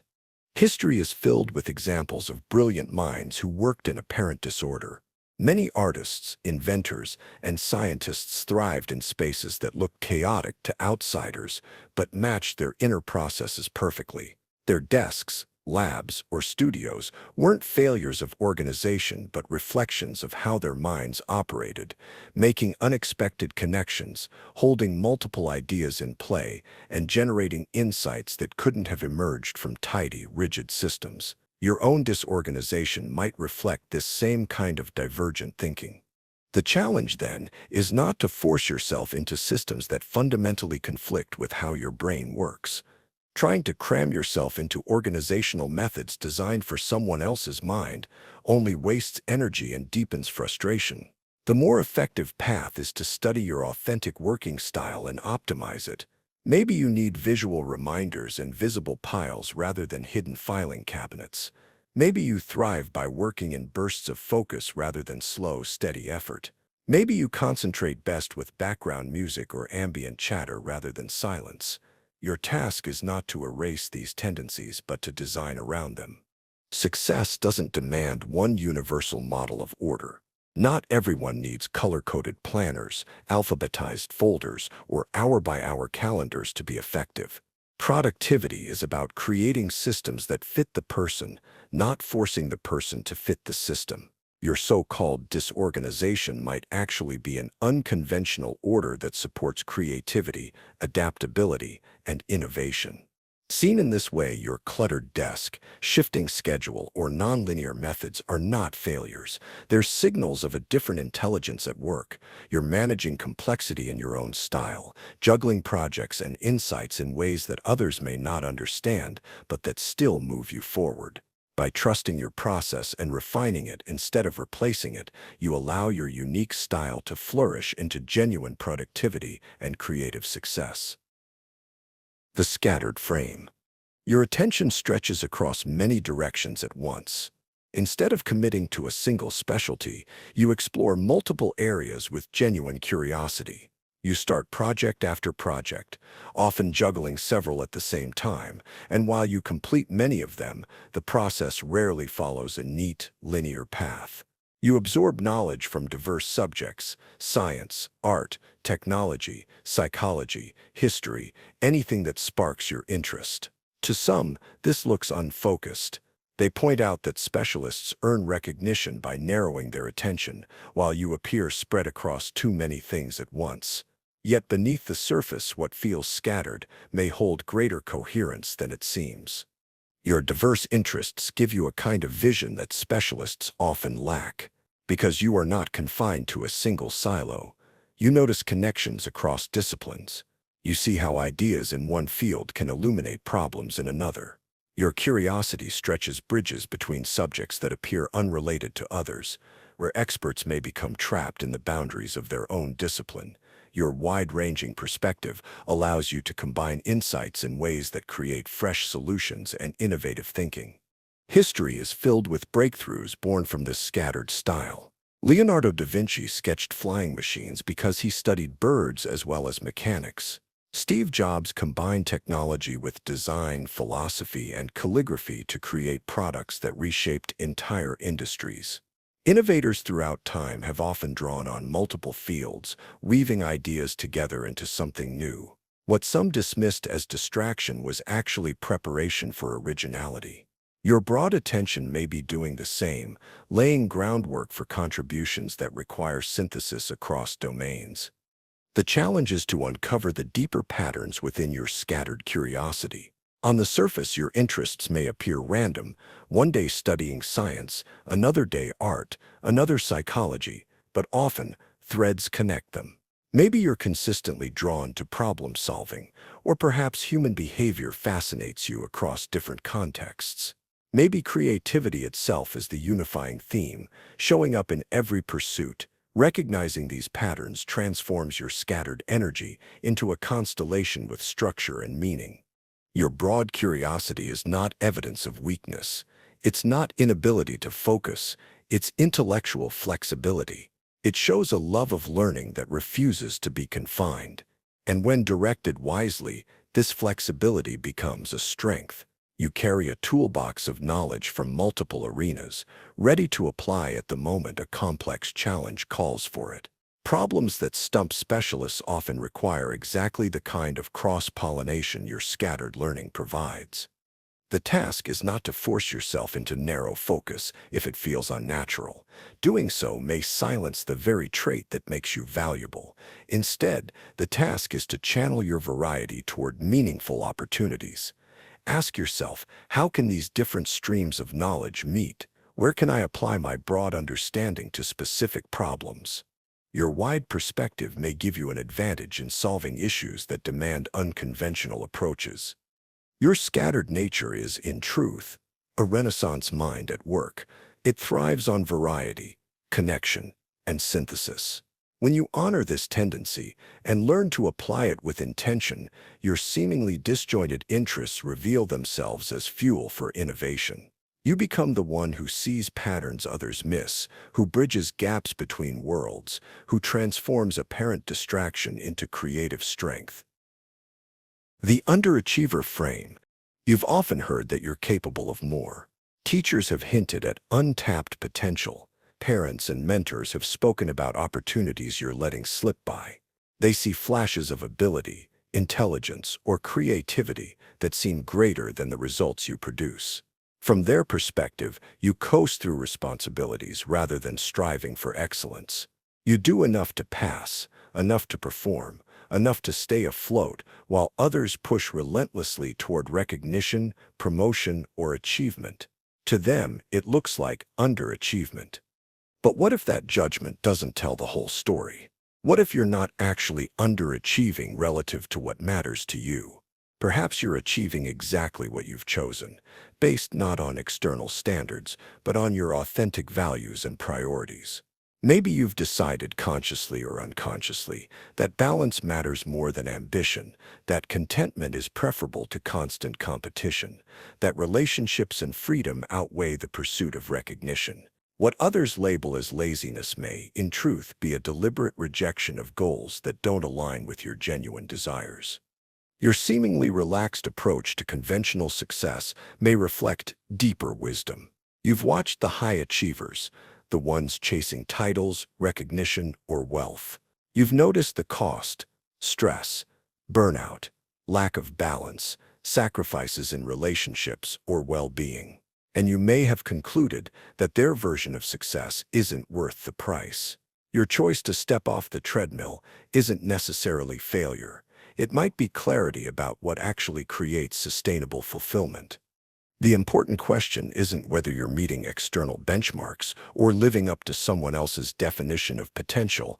The real question is whether your choices reflect what you authentically want for your life. If you are content with your pace, your commitments, and your outcomes, if the trade-offs make sense to you, then you are not underachieving. You're simply achieving differently, in ways others may not understand. Consider, too, that conventional measures of success are narrow. They focus on grades, income, titles, and status. But achievement doesn't have to be defined this way. Success can mean cultivating meaningful relationships, maintaining health and peace of mind, or dedicating time to pursuits that bring joy rather than prestige. To call someone an underachiever is often to project expectations rather than to recognize their authentic path. Your so-called underachievement may actually represent a rejection of unnecessary pressure. It may reflect an ability to enjoy the present rather than constantly striving for a distant future. It may reflect prioritizing the quality of your days over the quantity of your accomplishments. And that choice requires a kind of courage, the courage to disappoint others' expectations in order to remain true to yourself. This doesn't mean you should never stretch or grow. It means growth should serve your authentic goals rather than external ones. If you want to create more, contribute more, or expand your capabilities, you can choose to. But if you've decided that peace, balance, and contentment matter more than medals, promotions, or applause, then you're not falling short, you're succeeding on your own terms. Achievement should always be personally defined, not dictated by social convention. Your success may not look like the traditional story of rising to the top, but if it brings you meaning, satisfaction, and alignment with your values, then it is no less valid. Perhaps the underachiever label says more about others' projections of what they think you should want than about the life you are actually building for yourself. The overprepared frame. Before you take action, you gather information. You read widely, research deeply, and double-check your sources. You plan your steps carefully, often building a full picture of what could happen long before you move forward. You spend more time studying, rehearsing, or refining your ideas than most people think is necessary. While others are willing to leap quickly and figure things out as they go, you prefer to walk in with a detailed map. The result is that, at times, you miss chances because you're still preparing when the moment demands action. To others, it looks like hesitation. To you, it feels like responsibility. Yet overpreparation is not wasted energy. When it is applied well, it often leads to stronger execution and superior outcomes. Your extensive preparation means you avoid mistakes that trip others up, where someone else stumbles over issues they didn't see coming. You've already considered them. Where others scramble to fix errors after the fact, you glide more smoothly because you anticipated those problems and built solutions in advance. Your readiness pays off by reducing wasted time, money, and frustration in the long run. This careful approach reflects how seriously you take commitments. You don't treat important decisions lightly. You want to be certain that when you step forward, you're prepared to deliver at the highest level. That desire for excellence, though sometimes slow, often results in outcomes that stand apart in quality. When your preparation meets opportunity, the combination can produce outstanding results far beyond what impulsive action could achieve. At the same time, balance matters. Not every situation requires months of research or layers of planning. Some decisions are small, reversible, and best handled by action rather than prolonged study. In those cases, over-preparation can turn into paralysis, costing you momentum and making you miss chances that didn't actually require perfection. The skill lies in learning to distinguish between situations that truly need deep preparation and those that reward quick, decisive action. Think of it this way: building a bridge, designing medical treatments, or launching a major product absolutely demands extensive preparation, but choosing which new software to test or deciding whether to attend an event may not. By applying your preparation energy selectively, you can keep your thoroughness where it adds the most value while freeing yourself to act more quickly in low-stakes scenarios. Your tendency to over-prepare is not weakness. It is a sign of respect for the challenges you take on and a reflection of your desire to deliver at your best. In fact, in high-stakes environments, like negotiations, presentations, or complex projects, your approach can be a decisive competitive advantage. Being over-prepared means you are calm under pressure, confident in your knowledge, and ready for unexpected turns that would overwhelm someone less prepared. Sometimes being too ready is exactly what ensures success. When the stakes are high and mistakes are costly, your preparation can mean the difference between smooth execution and a stressful scramble. Rather than trying to erase this trait, your task is to shape it, to know when to let it drive thorough excellence and when to relax it in favor of faster action. When used with discernment, your over-prepared nature becomes not a barrier, but a strength. It marks you as someone who takes challenges seriously, who respects the weight of responsibility, and who consistently delivers quality work. What others might dismiss as excessive caution can, in the right setting, be the very thing that allows you to excel. The stubborn frame. Once you make up your mind, changing it feels nearly impossible. You hold firmly to your decisions, even when new information suggests that adjustment might be wise. Advice from others often rolls off you, not because you don't hear it, but because you prefer to trust your own instincts over outside opinions. To those around you, this persistence can look like inflexibility. In a world that often praises adaptability, openness, and quick pivots, your stubborn streak stands out as resistance to change. But stubbornness isn't always a flaw. At its best, it represents persistence, determination, and loyalty to your values. Many of the world's most significant achievements were born from people who refused to quit when everyone else abandoned the effort. Stubborn inventors kept working through repeated failures until they found solutions. Stubborn leaders held to their vision despite critics. Stubborn artists continued creating even when their work was rejected again and again.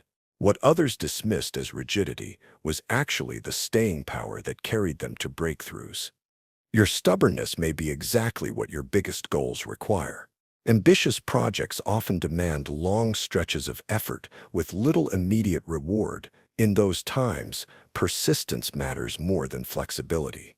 While others chase the newest opportunity or give up at the first sign of resistance, you remain steady, willing to push through discouragement and setbacks. That kind of focus is rare and powerful when applied to the right challenge. Of course, stubbornness has two sides.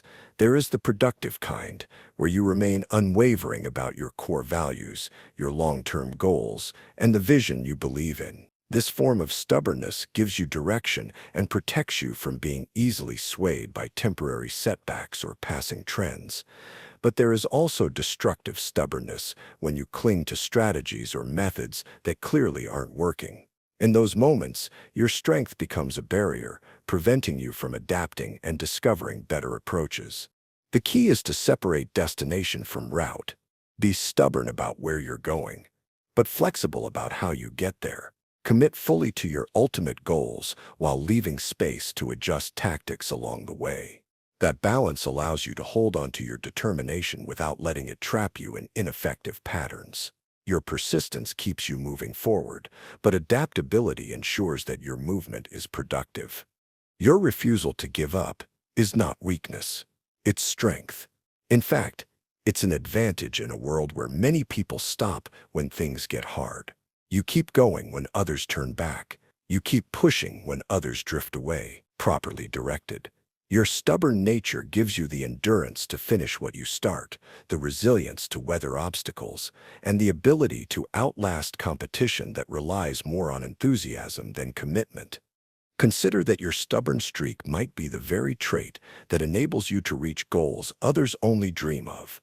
It allows you to keep investing energy long after most people have lost interest. When applied wisely, your determination doesn't just separate you from the crowd, it gives you the strength to achieve what requires sustained effort, persistence, and the will to continue long after the excitement fades. The overly cautious frame. You rarely leap without looking. Before you commit to a decision, you carefully scan for risks, weigh possible downsides, and imagine how different scenarios could unfold. You prefer proven paths over experiments that feel too uncertain. You want a degree of clarity about outcomes before you commit your energy, time, or money. To others, this tendency appears as hesitance and unwillingness to take chances. They call you overly cautious, implying that you're missing opportunities by moving too carefully. But from your perspective, caution is not hesitation, it's responsibility. Your careful nature helps you avoid the traps that impulsive people regularly fall into. Where others rush forward on a burst of enthusiasm, you stop to consider the potential costs. That reflection prevents expensive mistakes, financial missteps, poor partnerships, or commitments that turn out harmful in the long run. Your methodical way of approaching uncertainty often saves you years of recovery time that bolder personalities spend repairing damage from their own haste. Caution, properly applied, builds stability. While some people chase dramatic highs and suffer equally dramatic crashes, you tend to create a more sustainable path. Your slow and steady progress compounds over time, building a foundation that isn't easily shaken. You may not experience the sudden thrill of risky wins, but you also avoid the devastating losses that often accompany them. That steadiness is not weakness, it is strength expressed in a quieter form. Your cautious approach also reflects maturity. You understand that actions have consequences and that choices ripple outward in ways you cannot always predict. You take responsibility seriously, knowing that one reckless gamble can undo years of careful work. You recognize that some risks, no matter how tempting, simply aren't worth taking. That wisdom shields you from decisions that could compromise your stability, your relationships, or your long-term well-being. The key is learning where caution serves you and where it holds you back. Some circumstances demand thorough assessment and planning. Entering a business venture, committing to a long-term partnership, or making a financial investment all benefit from your thoughtful approach.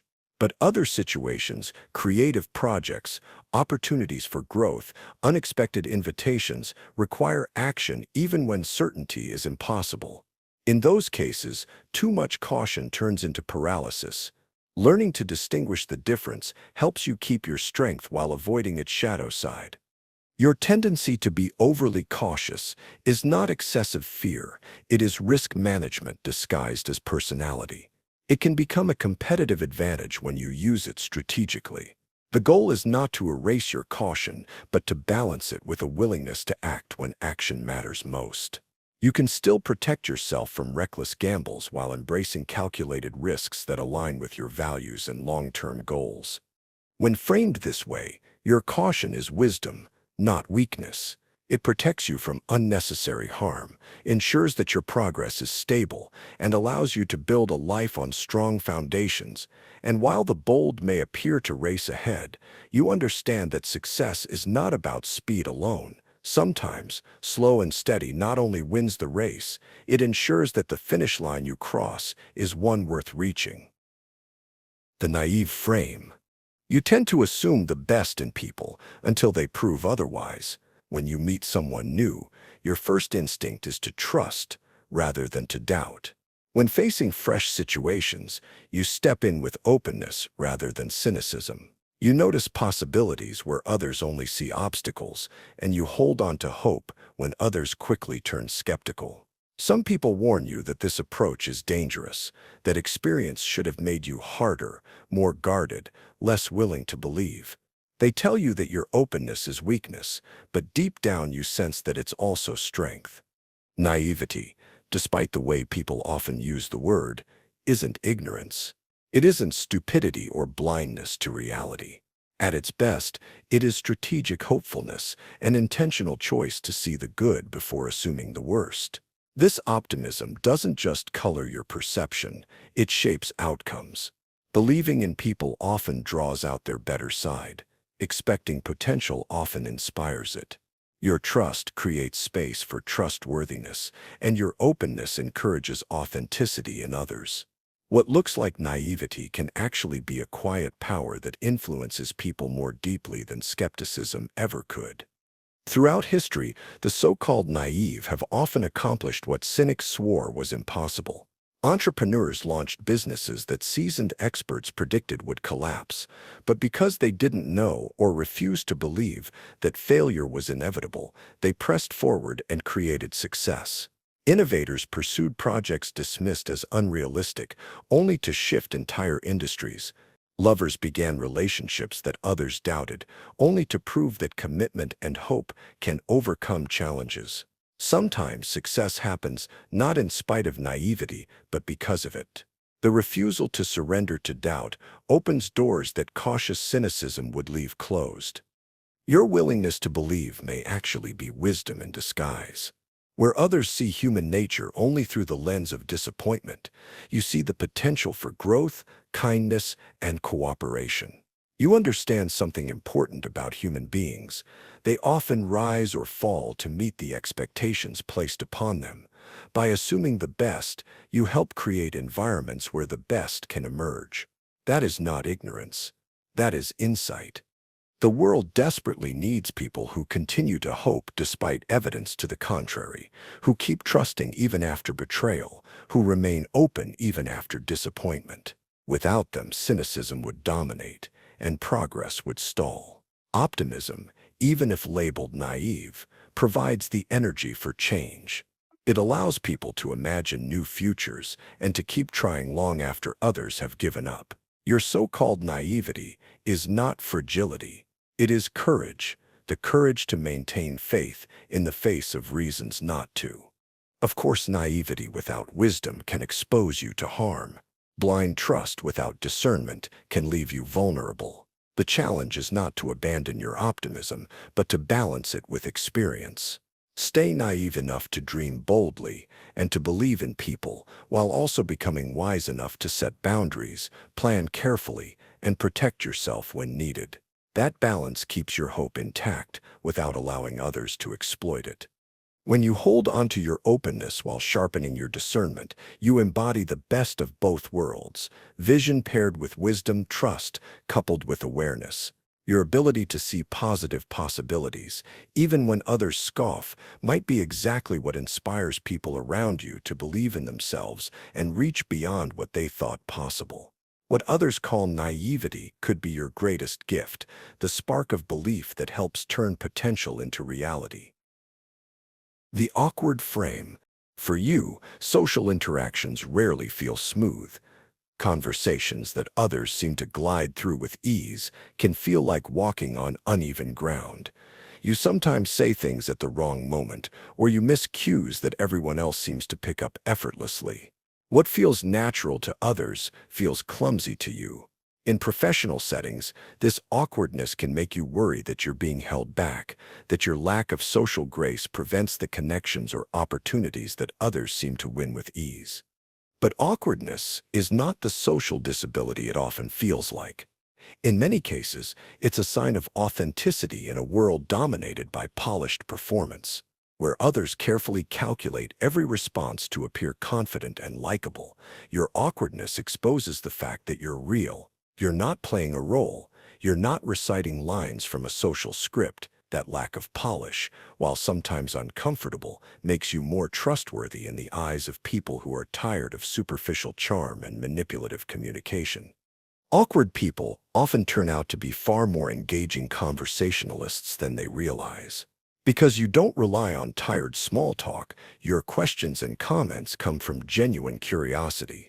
You bring up unexpected angles, fresh observations, or unusual insights, precisely because you're not bound by the invisible rules others follow. Where conventional interactions feel predictable, your conversations can feel refreshing, even memorable, because they don't sound rehearsed.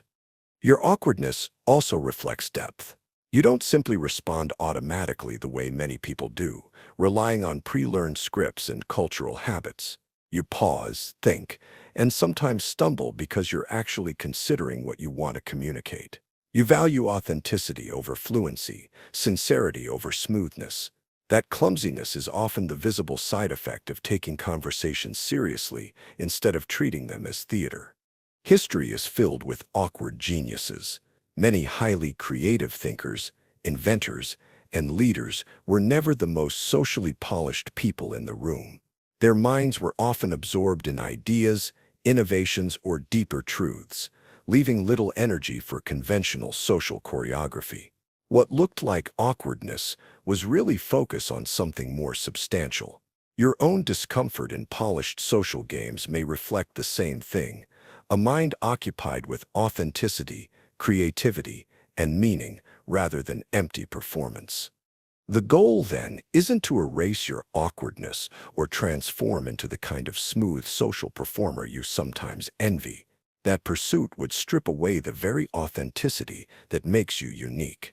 Instead, the task is to develop just enough social skill to share your ideas effectively without covering over your natural self. Awkwardness balanced with clarity can be more compelling than charm without depth. In truth, your awkward authenticity is a filter. It doesn't attract everyone, but it does attract the right people, the ones who care about real connection over appearances. It draws in those who prefer meaningful conversations to surface-level chatter, those who want to know who you actually are rather than who you think they want you to be. Over time, your awkwardness proves to be less of a barrier and more of a magnet, pulling the right people toward you while quietly screening out the ones who only value polish. The overly honest frame. You tend to tell the truth even when it's uncomfortable, even when it would be easier to soften your words or say what others want to hear. You share your real thoughts instead of delivering polite phrases designed to smooth over awkwardness. Sometimes this directness makes conversations tense, leaving behind silences that feel heavier than you intended. People may accuse you of being blunt, insensitive, or lacking tact. They suggest you should be more diplomatic, less raw, more careful. And yet, deep down, you know that holding back your honesty would feel like a betrayal of yourself. What others call bluntness is often integrity in its purest form.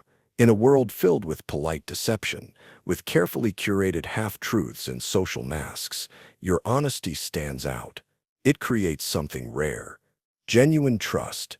People know that when they ask your opinion, you won't give them empty flattery or safe cliches.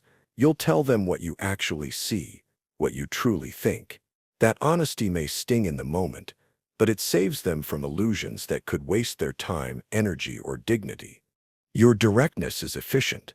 While others circle around issues with polite language, you move straight to the heart of the matter. That clarity prevents misunderstandings that would otherwise linger unspoken.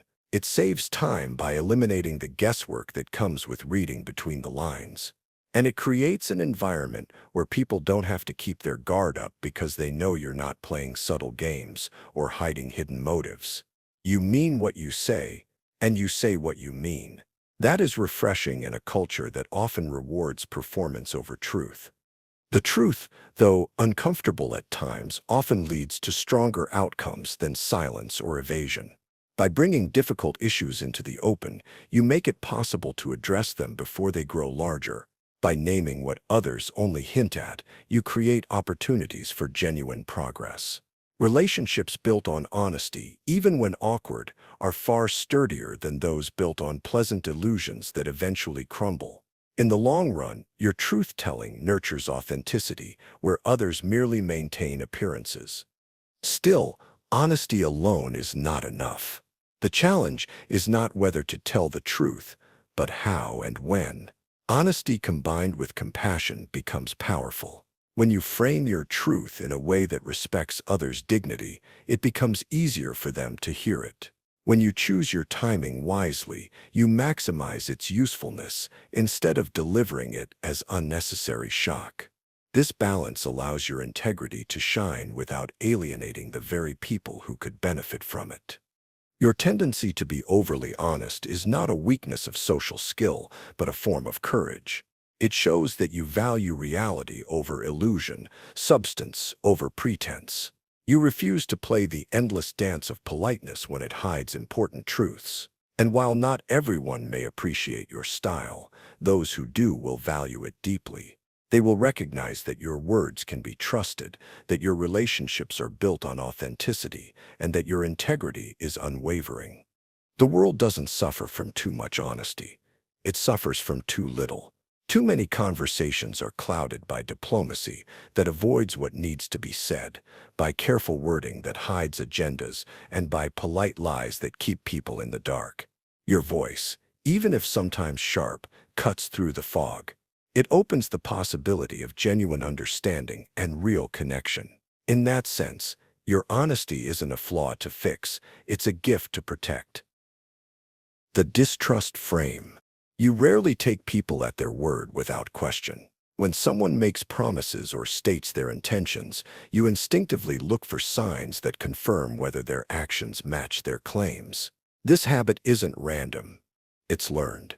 Through past experiences, you've seen how words can deceive, how appearances can mislead, and how motives are often more complicated than they seem.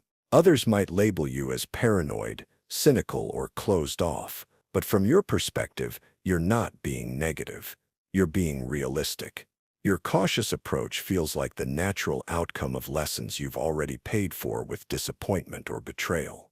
Your distrust is often less about suspicion and more about wisdom. You've seen how people behave when no one is watching, how easily self-interest can override promises, how charm can mask manipulation. That awareness has become a form of protection. while others walk blindly into exploitation, scams, or one-sided relationships. Your skepticism shields you. It keeps you from being taken advantage of by smooth talkers, manipulative colleagues, or unreliable partners. What looks like coldness from the outside is, in reality, self-defense shaped into discernment. Over time, this cautious stance can sharpen your ability to judge character. Instead of relying only on what people say, you study what they do. You pay attention to the details others gloss over. The inconsistencies between someone's words and their behavior, the red flags hidden in their patterns, the signals of reliability or unreliability that most people ignore until it's too late. In many ways, your distrust makes you a more accurate reader of human nature, able to see the difference between genuine integrity and polished performance. When used well, distrust becomes discernment. It helps you separate those who are worthy of trust from those who aren't, filtering out harmful connections before they cause real damage. This ability not only protects you, but also helps you build stronger bonds with the right people, those who prove their reliability over time through consistent actions. The trust you do give, though harder to earn, is more meaningful because it is based on evidence rather than illusion. The challenge, of course, is balance. Distrust can slide into paranoia if left unchecked. If you assume that no one is ever trustworthy, you risk walling yourself off from genuine connection. Healthy distrust begins as an open question. Can this person be trusted? And then seeks an answer through observation and experience. It should be a starting point, not a permanent verdict. When someone proves themselves dependable over time, part of your wisdom is knowing when to soften your guard and allow real closeness. Your skeptical nature doesn't have to mean negativity. It can be framed as a careful, measured strategy for navigating human relationships. It ensures that your trust, when given, is valuable because it has been earned. It allows you to invest in the right people without wasting time on those who would betray or disappoint. In truth, your distrust is less about doubting humanity and more about respecting reality. You recognize that trust must be proven, not assumed. And when you let your caution guide you without letting it imprison you, you discover the healthiest balance, open enough to build meaningful relationships, careful enough to protect yourself from harm, and wise enough to know the difference. The Dreamer Frame. You often find yourself picturing futures that don't exist yet, imagining possibilities that most people around you dismiss as unrealistic. Where others see nothing but problems, you instinctively search for solutions. Where they focus on limits and obstacles, you explore what-ifs and why-nots. Your ideas sometimes feel impractical to people who are grounded in the present, but to you the present is only a starting point. Your mind drifts toward what could be, even when everyone else insists it can't. But history shows that dreamers are the ones who shape the future. Every major innovation, whether in science, art, business, or society, began as someone's dream that seemed foolish at the time. Entrepreneurs who launched entire industries, artists who shifted culture, leaders who transformed societies, all of them were once dismissed as unrealistic. Their visions looked impossible until persistence turned them into reality. What critics called fantasy was often the blueprint for the next stage of progress. Your dreaming is not escape from reality. It's not avoidance of responsibility or denial of limitations. It's a form of creative foresight, a preview of what could exist if imagination were paired with effort. Your visions are like prototypes built in the mind, not finished products, but designs for futures that don't yet have form. While others stay confined by what already exists, your imagination explores possibilities waiting to be uncovered. Practical people are crucial, of course. They handle logistics, implement details, and keep projects grounded. But without dreamers, there would be nothing to implement. Someone has to look beyond the current walls and envision what lies outside them.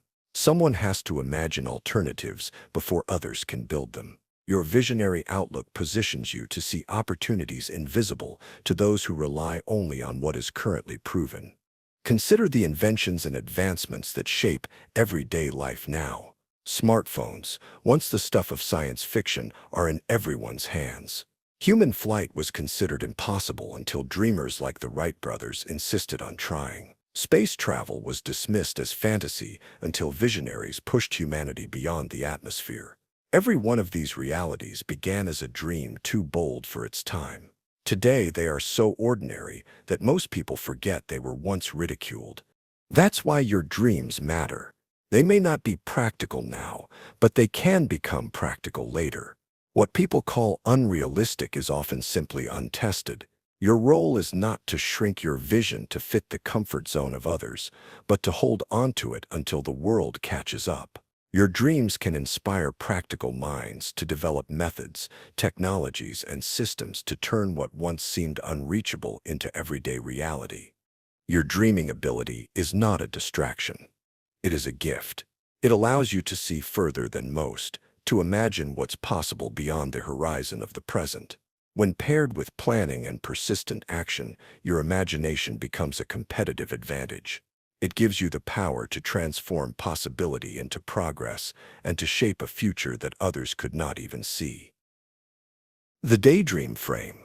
Your mind often drifts when others remain firmly anchored in the present moment. During meetings, lectures, or routine conversations, you catch yourself wandering elsewhere, imagining new possibilities, constructing vivid scenarios, or replaying ideas that fascinate you more than the immediate task. While others concentrate on the here and now, your thoughts travel into other worlds. To people around you, this looks like distraction, a lack of discipline, or even weakness of focus. Yet beneath the surface, something valuable is happening. Daydreaming is not wasted attention. It is your brain's creative processing system at work. When you drift into imagination, your mind is making connections that focused thought alone can't reach. Where narrow concentration sticks to the obvious, daydreaming wanders into unexpected associations, linking ideas from different areas into something new. This wandering allows your brain to explore possibilities beyond the boundaries of the present problem, generating insights that logical step-by-step thinking would never uncover. Many breakthroughs in history came not from gridded concentration, but from moments of mental drifting. Scientists reported flashes of insight while walking, artists described inspiration striking while lost in thought, and inventors solved problems while their minds wandered away from the immediate task. Your own daydreaming may be doing similar work, solving problems you haven't consciously identified yet, preparing ideas in the background until they surface as sudden clarity. Your tendency to drift shows you have an active imagination, one capable of producing novel ideas and fresh approaches. This mental flexibility becomes a real advantage in fields that depend on creativity, strategy, or innovation. Where others remain bound by conventional thinking, you allow yourself to explore the improbable and the unconventional, which is often where real breakthroughs live. The key is learning balance. Not every moment benefits from daydreaming. Some tasks, like driving, critical work, or sensitive conversations, require concentrated attention and present focus. But other tasks, especially those requiring creativity or problem-solving, benefit from the connections and insights that emerge when your mind is allowed to roam. Recognizing when to lean into focus and when to allow your imagination space to wander gives you control over what others mistake for distraction. Your daydreaming is not evidence of deficiency. It is not proof that you can't concentrate properly. Rather, it reflects creative surplus, the overflow of imaginative energy that your mind produces naturally. When directed purposefully, this surplus becomes fuel for problem-solving, artistic expression, and innovative planning. The invitation is to stop treating your wandering mind as a liability. Instead, grant yourself permission to daydream strategically.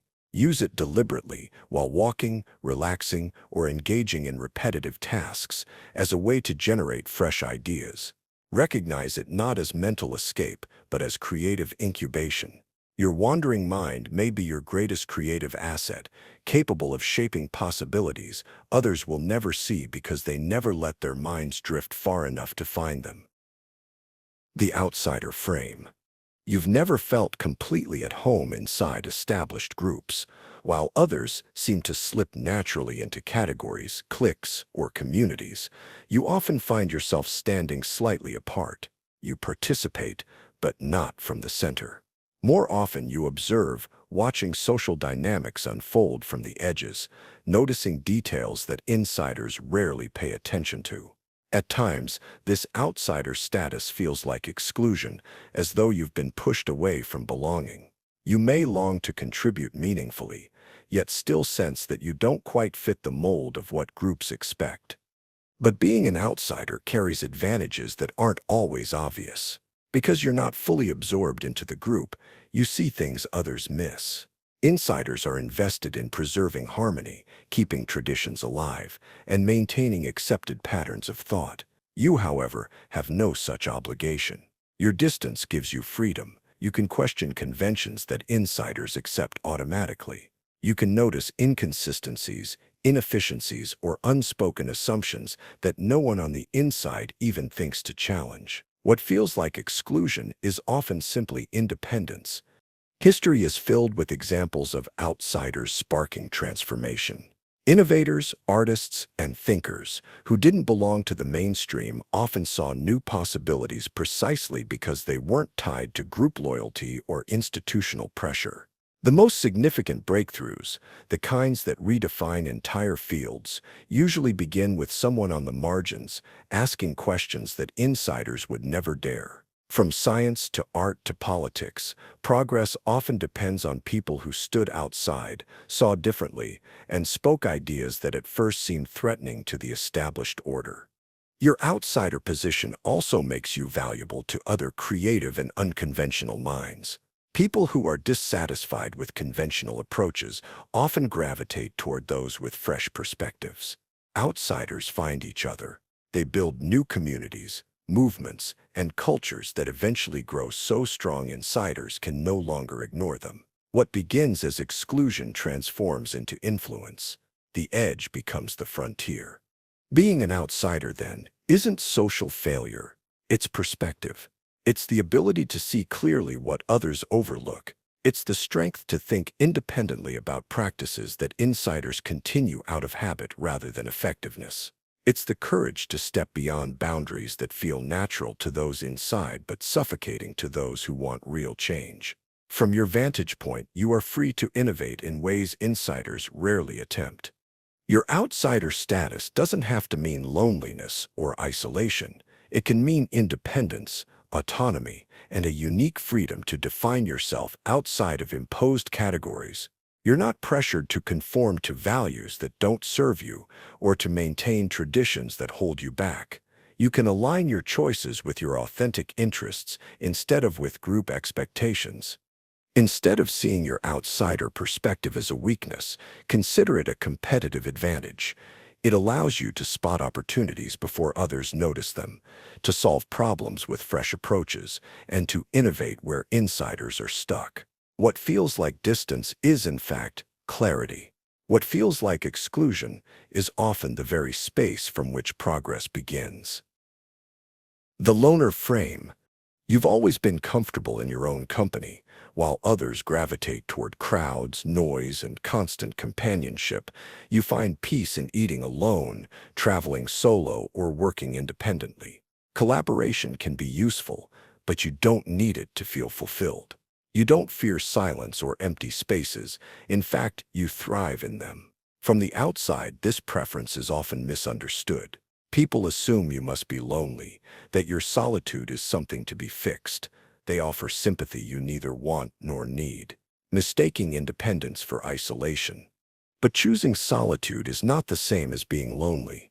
Loneliness is painful. It means craving connection but not having it. Solitude, on the other hand, is freedom. It means connection is available, but you sometimes choose yourself instead. Your comfort with solitude shows healthy self-sufficiency, not inadequacy. It proves that your sense of value isn't dependent on constant interaction or external validation. This independence grants you advantages that socially dependent people can't always access. You don't need approval to feel grounded. You make decisions without waiting for consensus. You can pursue interests without watering them down to satisfy group expectations.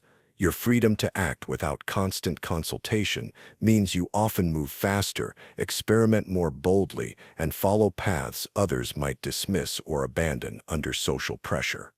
History is filled with loners who reshaped the world. Innovators often stood apart from the crowd because they refused to be constrained by group thinking. Artists created groundbreaking work by listening to their inner vision rather than bending to popular taste. Even leaders who eventually rallied others often began as loners, nurturing ideas in solitude until they were ready to share them. What looked like separation was actually incubation. Your comfort with being alone also gives you resilience. You don't need others to entertain you or validate your choices. You know how to enjoy your own company, which means you can feel at home anywhere regardless of who is or isn't present. When you do choose to engage socially, you approach from a position of strength rather than need. Your relationships are healthier because they are based on genuine choice, not desperation for companionship. Being a loner doesn't make you detached from the world. It often makes you more capable of authentic connection. Because you've built self-awareness in solitude, you can engage with others without losing yourself in their expectations. Your interactions come from curiosity and generosity rather than dependence. Far from being a weakness, your solitude strengthens the foundation of your social life, allowing you to give more freely when you do join others. Your loner nature, then, is not isolation but alignment. It's a reflection of self-knowledge, independence, and acceptance of who you are. It allows you to explore authentic interests without interference, to cultivate perspective without constant noise, and to maintain an inner strength that supports you in every area of life.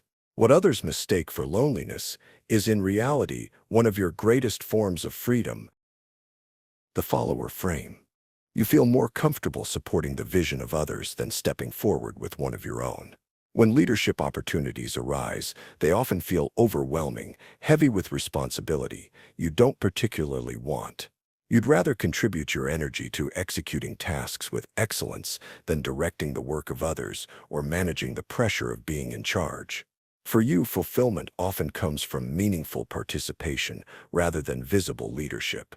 Yet in a culture that glorifies leaders, entrepreneurs, and public figures, your preference for following can sometimes feel undervalued or misinterpreted. But the truth is that followers are indispensable. Vision alone cannot build a business, launch a movement, or complete a project. Every leader depends on capable people to bring their ideas into reality. Followers are the ones who implement strategies, handle critical details, and keep systems running.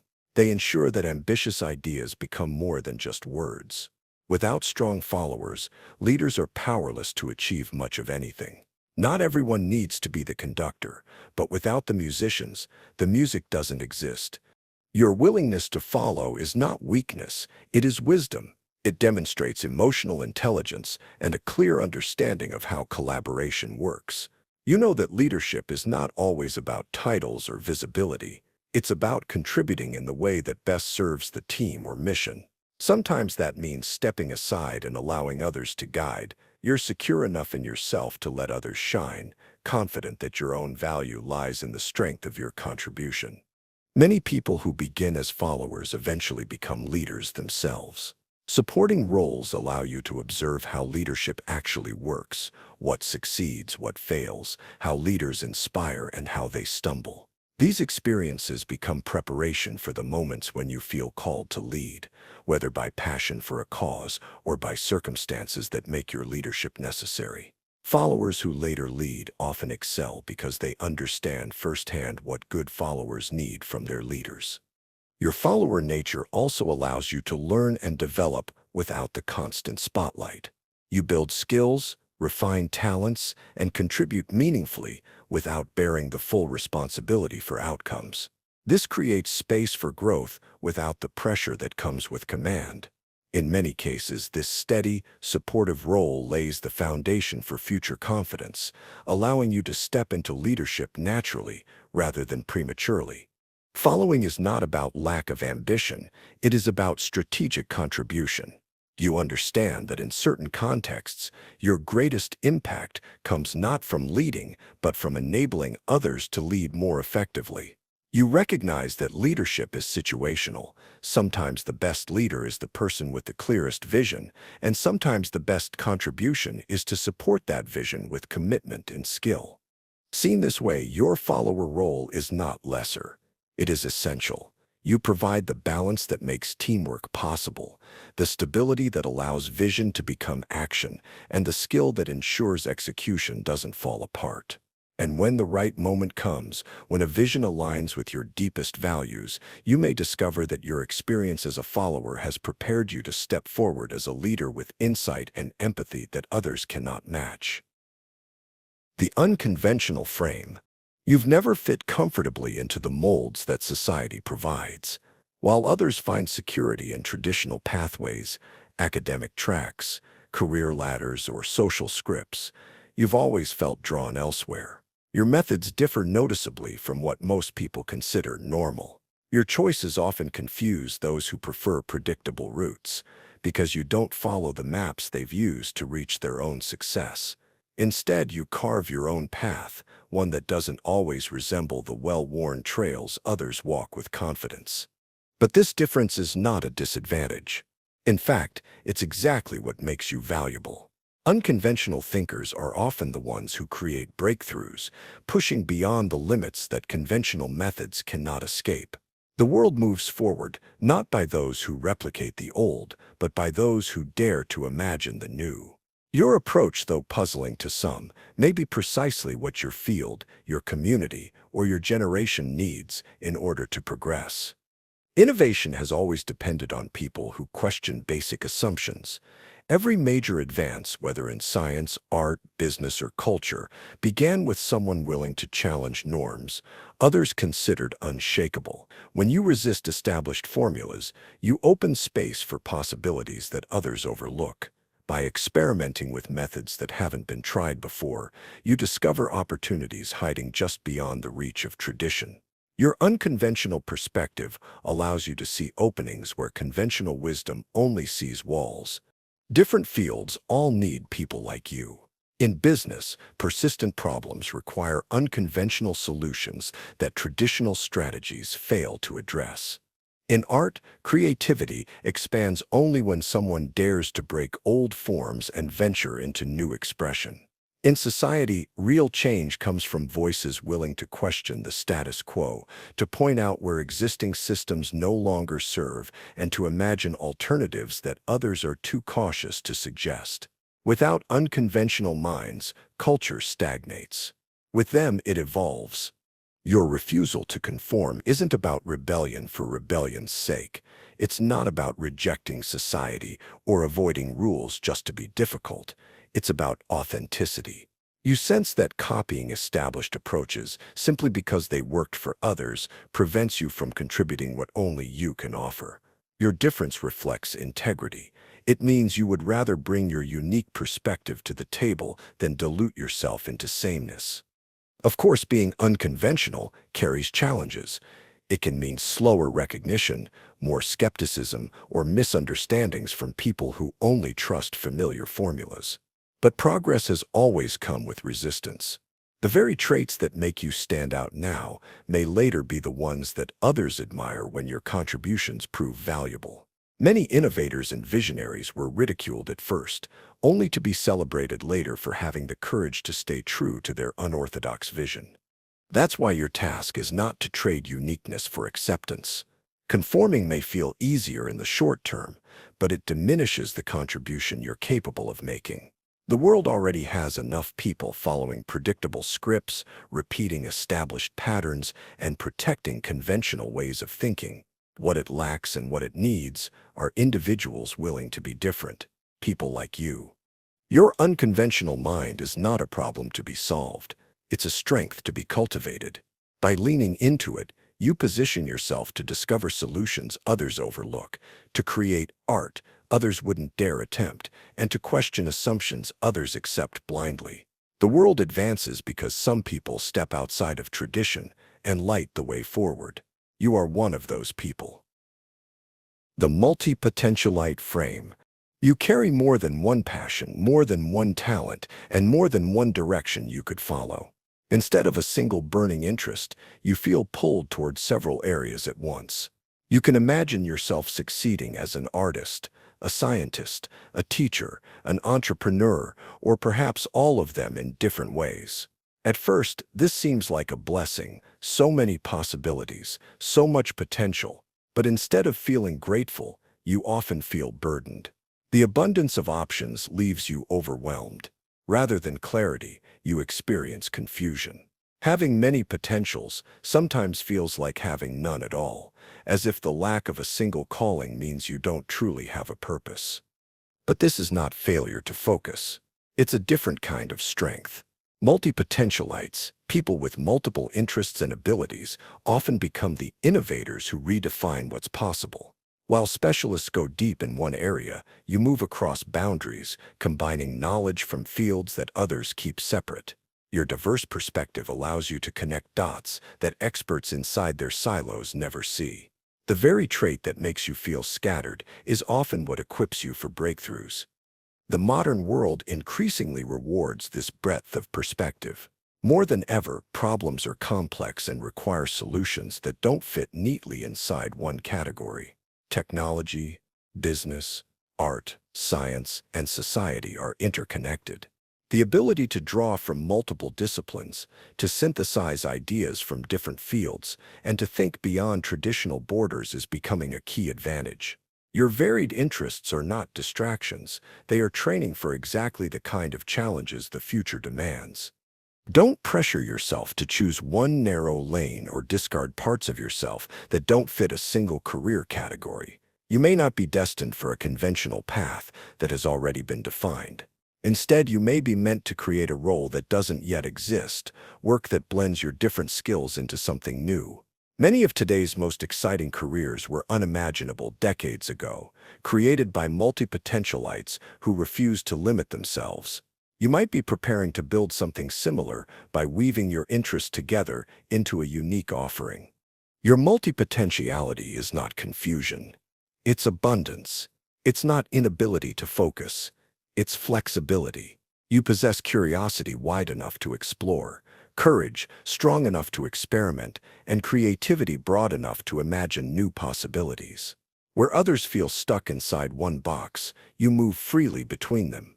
This adaptability isn't a weakness, it's luxury of choice. It means you can pivot when circumstances change and reinvent yourself as new opportunities arise. The key is learning to see your interests as building blocks, not obstacles. Each skill you develop, each field you explore, adds to a larger mosaic of capability. The connections between them may not be obvious now, but over time they can merge into a perspective uniquely yours. That perspective may become exactly what the world needs when conventional approaches fail. Your Renaissance mind thrives not on restriction but on variety. It thrives on pulling ideas together, on finding hidden links between distant concepts, on blending different worlds into one.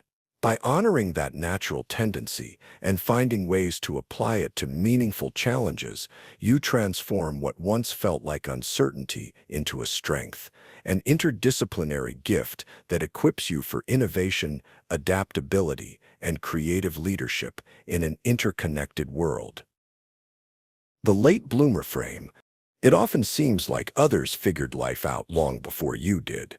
Friends or peers reached milestones earlier, graduating with clear career paths, knowing their calling while you were still exploring, starting families while you were still uncertain, gaining recognition before you had even begun to find your footing. Compared to them, your progress can feel slow, delayed, or incomplete. Late blooming sometimes feels like falling behind in a race that everyone else is running more efficiently, as though you've missed opportunities that will never circle back. But the truth is, there is no single timeline for human development, no universal schedule that everyone must follow. Some people peak early, achieving recognition quickly, but then plateauing, their growth slowing once the first burst of achievement fades. Others move at a slower pace, but when their season arrives, their growth is deeper, more sustainable, and longer lasting. Your late blooming may not be failure at all. It may be preparation for a richer kind of success that only arrives once you've developed the roots strong enough to support it. Late bloomers often create more meaningful lives precisely because of this slower development. By the time you reach certain milestones, you've had years to reflect on who you are, what you want, and what truly matters. You're less likely to pursue goals simply because others expect them of you. Instead, you choose with greater clarity, making commitments aligned with authentic values rather than social pressure. Those who bloom early sometimes achieve quickly, but later realize they climbed the wrong ladder. Late bloomers often avoid this trap because they know themselves before they invest fully. Your delayed timing is not wasted time. It's extended preparation. Every year you've spent experimenting, exploring, or questioning has been a form of investment, building wisdom, perspective, and resilience. Those qualities may not shine immediately, but when your moment arrives, they allow you to succeed in ways that are not only impressive, but also enduring. Early bloomers may shine first, but late bloomers often shine longer. History offers countless examples of late bloomers who made their greatest contributions after years of uncertainty. Writers published their first acclaimed works in midlife. Scientists made groundbreaking discoveries after decades of quiet study. Artists created masterpieces well past the age when others had already been recognized. Their earlier years were not lost. They were foundation years, laying the groundwork for achievements that required depth, not just speed. The danger lies in comparison. Measuring your timeline against others creates unnecessary pressure and shame. Everyone's path unfolds differently, shaped by personal growth, circumstances, and opportunities. Trusting your own rhythm means recognizing that your season may arrive later, but when it does, it will be grounded in authenticity and sustained by experience. Your status as a late bloomer is not permanent limitation. It is a phase of growth, a slow gathering of resources before a more powerful expansion. The wisdom, perspective, and patience you're cultivating now will fuel opportunities that require precisely those qualities. When your time comes, you won't simply bloom, you'll thrive in ways that last longer and reach deeper than the quick blossoms that fade too soon. The boredom frame. You often find yourself restless when tasks become repetitive. Routine work that others handle comfortably quickly drains your energy. Predictable schedules and repetitive responsibilities feel suffocating rather than reassuring. While some people seem satisfied by stability, you crave novelty, challenge, and stimulation.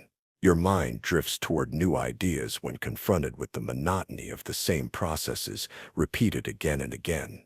To others, this might look like lack of focus or discipline. To you, it feels like a hunger that routine simply cannot satisfy. But boredom isn't necessarily a flaw. It's often a signal, a message from your mind telling you that your current environment is not fully engaging your abilities. Boredom may be evidence that you're capable of more complex and stimulating work than what you're doing now. Instead of dismissing boredom as weakness, you can treat it as information. It's your brain's way of saying, I need more. More challenge, more variety, more opportunities to stretch and grow. Many innovators throughout history shared this restless trait. They couldn't stand to do things the same way indefinitely, so they changed the way things were done. They reimagined tools, processes, and systems that others accepted as permanent. Your own boredom may serve the same purpose. It can push you to question habits, streamline routines, or invent new approaches.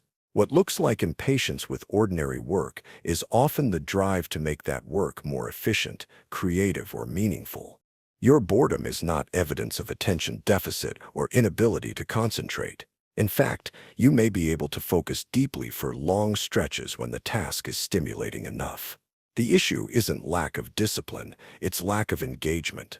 Your restless energy reflects intellectual hunger, not failure. You're not overstimulated by life, you're understimulated by tasks that don't stretch your mind or imagination.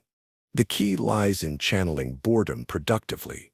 Not all tasks can be exciting, but you can seek or create work that provides novelty and challenge. Roles that demand problem-solving, variety, and creativity are likely to hold your attention more than ones built on predictable repetition. Your boredom can be a compass pointing you toward the environments and opportunities where your full potential comes alive. Instead of viewing boredom as limitation, see it as fuel for redirection. When you find the work that engages your strengths, whether creative, intellectual, or strategic, your restless energy transforms into sustained focus and productivity. The same mind that struggles with monotony thrives when faced with variety and complexity. Consider that your boredom might not be a flaw at all, but a guide. It's showing you where your talents don't fit and nudging you toward challenges that require your intelligence, creativity, and appetite for novelty. When you listen to it, boredom becomes less of an obstacle and more of an ally, steering you toward the kind of work that doesn't just occupy your time, but truly engages your life. The overlooked frame. You give effort, skill, and dedication, yet it often feels like no one notices. You complete work that supports major outcomes, but the credit goes to others. You make contributions that allow projects to succeed, yet recognition lands on those who are louder, more visible, or more willing to self-promote. In meetings, your ideas might be acknowledged only after someone else repeats them. In reviews, your steady contributions can be overshadowed by flashier personalities. Being overlooked feels like professional invisibility, like you're standing in the shadows while others take the spotlight and the rewards that come with it. Yet invisibility, though frustrating, can carry hidden advantages. When you're not constantly in the spotlight, you have room to grow without the heavy weight of constant scrutiny. You can take risks, try new approaches, and even fail quietly without the pressure of an audience watching your every move. While others perform under the burden of expectations, you're able to experiment and refine your skills in peace. This period of being overlooked can become a safe space for development rather than punishment for lack of visibility. Your lower profile also gives you perspective. You can watch how recognition really works in your organization or field, what gets noticed, who gets rewarded, and why certain efforts are celebrated while others are ignored. With patience, this knowledge becomes strategic. Instead of pushing for attention before you're ready, you can study the system, learn its rhythms, and decide exactly how and when to step forward in a way that makes your contributions undeniable. History is full of people who were overlooked for years before their work became impossible to ignore. Scientists quietly built the foundations for discoveries that later reshaped entire fields. Writers and artists worked in obscurity before producing creations that earned lasting recognition. Professionals of all kinds have endured invisible years that, in hindsight, became the period of preparation that gave their eventual recognition substance and depth. Being overlooked is not proof of inadequacy or lack of self-promotion. It can also be protection. Without the influence of others trying to shape your career for their purposes, you're free to develop authentically. You're spared from premature promotion that pushes people into positions they aren't fully prepared for, which often leads to burnout or collapse under pressure. Instead, your path allows you to strengthen your foundation until you're genuinely ready for greater responsibility and visibility. Most importantly, being overlooked is a temporary state, not a permanent identity. It doesn't define your worth or dictate your future. Use this time intentionally. Develop your capabilities, sharpen your skills, and pay attention to the dynamics of recognition around you. When your moment comes, you won't just be visible, you'll be prepared for what visibility demands. Eventually, your work will reach a point where it cannot be ignored. When recognition arrives, it will rest on substance rather than appearance. It will carry more weight because it reflects genuine value built over time rather than fleeting attention earned through noise. Your overlooked years will reveal themselves not as wasted time, but as crucial preparation for recognition that is not only inevitable, but sustainable. The Obsessive Frame. When something captures your attention fully, you don't just dip a toe in, you dive in head first. You research thoroughly, chasing every source you can find. You practice intensively, repeating skills until they become second nature. You think about your subject constantly, even when you're supposed to be resting. While others casually explore an interest, you immerse yourself so completely that it becomes part of your daily rhythm. Outsiders may call it unhealthy or excessive, but to you it feels natural, an expression of genuine passion and dedication to something that truly matters. What others call obsession often looks very similar to the process of mastery. Few people achieve excellence without periods of sustained, concentrated focus.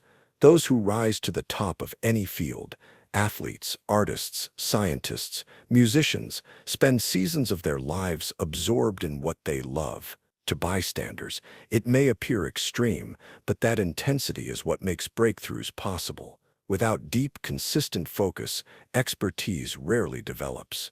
Your obsessive nature isn't a flaw, it's the engine that drives you toward depth where others remain on the surface. This intensity allows you to reach levels of knowledge and skill that casual learners never touch. Where most people skim, you study. Where they stop at good enough, you push until you understand thoroughly. You notice nuances that others miss because you've spent the time exploring them. You develop insights that surface-level engagement cannot produce. What feels like obsession to others is simply the necessary depth required to uncover truths and abilities that only reveal themselves through long, focused attention. Your obsessions are not accidents. They're your passion system working exactly as designed. When something captures your imagination, your brain demands full immersion, not as compulsion but as curiosity. This desire to understand completely is how real learning happens. Instead of dismissing your intensity, you can recognize it as one of your greatest strengths. The key lies not in suppressing it, but in directing it toward pursuits that matter most to you and to the world. Of course, not every interest deserves obsessive focus. Some fascinations burn quickly and fade. Others have the potential to shape your life's work. The challenge is to choose wisely. When you direct your obsessive tendencies towards subjects that align with your long-term goals, you transform what others might dismiss as excess into a powerful driver of growth, creativity, and achievement. Your obsessive streak is not a flaw in your personality.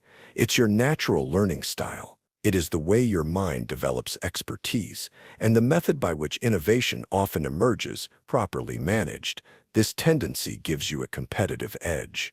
It ensures that when you care about something, you don't just dabble, you master. The balance lies in recognizing when obsession serves you and when it starts to restrict you. There will be times when pulling back creates space for rest, perspective, or exploration of new areas. But when obsession is applied to the right focus, it's not destructive, it's transformative. Allow yourself to dive deeply into what truly matters, and your intensity becomes not a weakness to manage, but a strength to celebrate. The cynical frame. You tend to raise questions when others lean too quickly on optimism, where people speak hopefully about human nature or make bold predictions about future outcomes.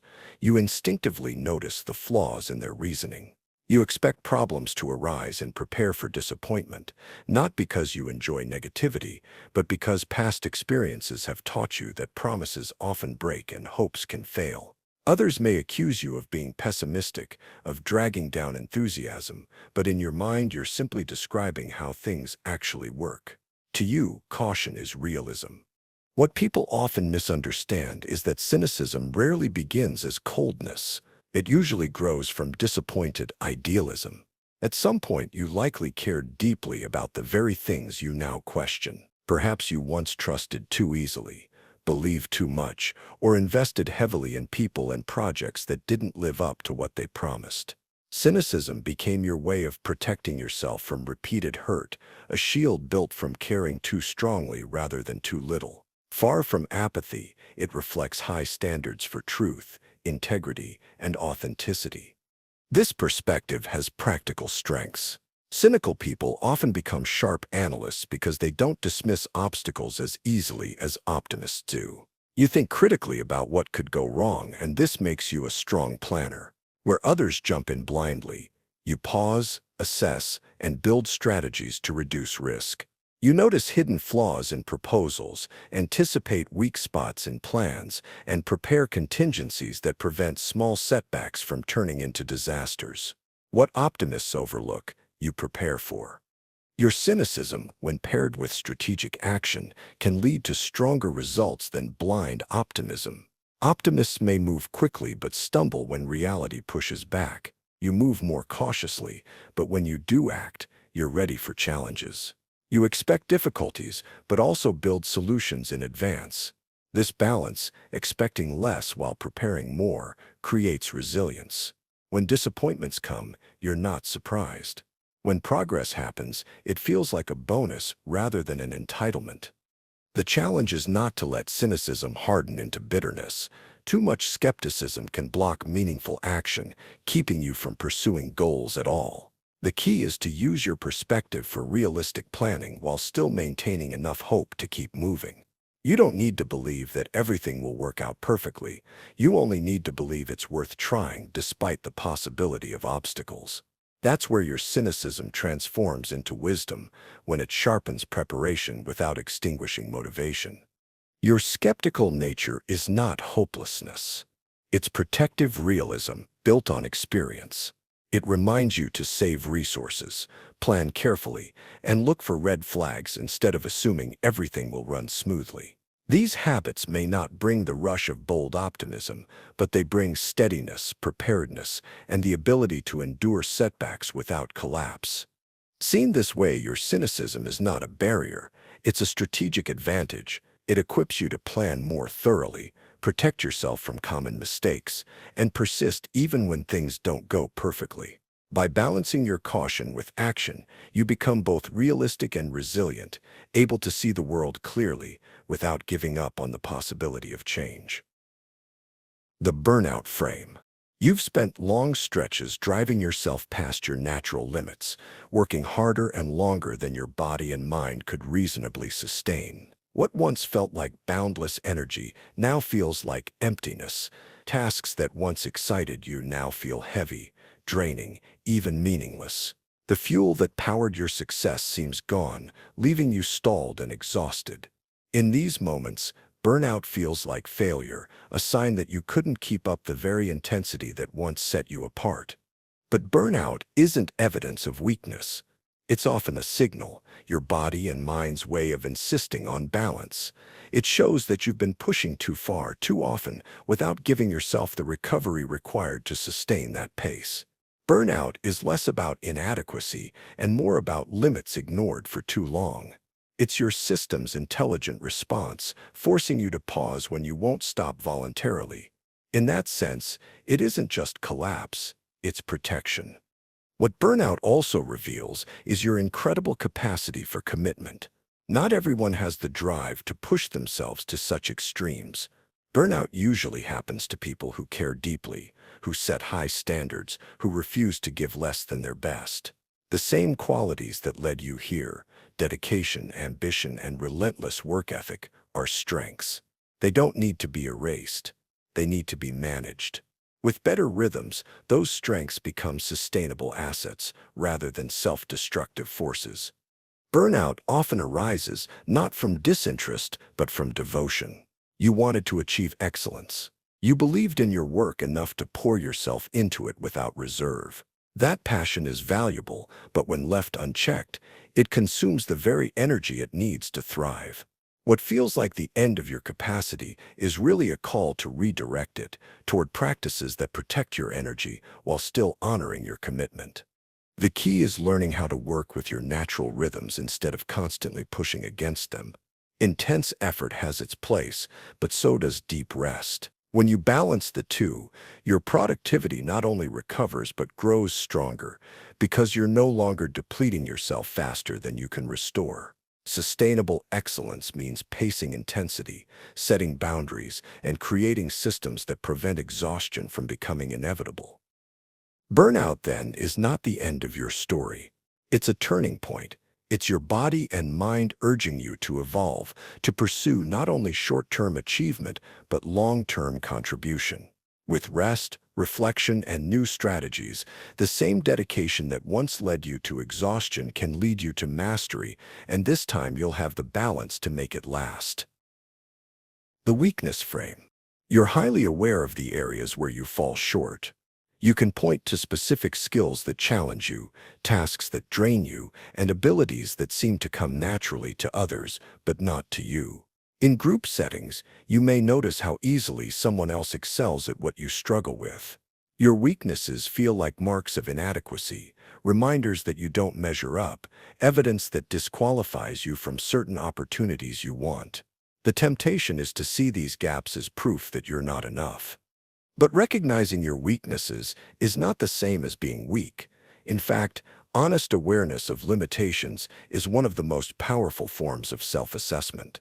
Many people drift through life unaware of where they underperform, wasting time chasing paths they'll never thrive in. You, on the other hand, already know where your edges lie. That knowledge helps you redirect energy toward your strengths rather than scattering it in areas where returns will always be limited. Realistic self-evaluation prevents wasted effort and guides you toward the arenas where you can truly excel. Weaknesses also create opportunities for connection.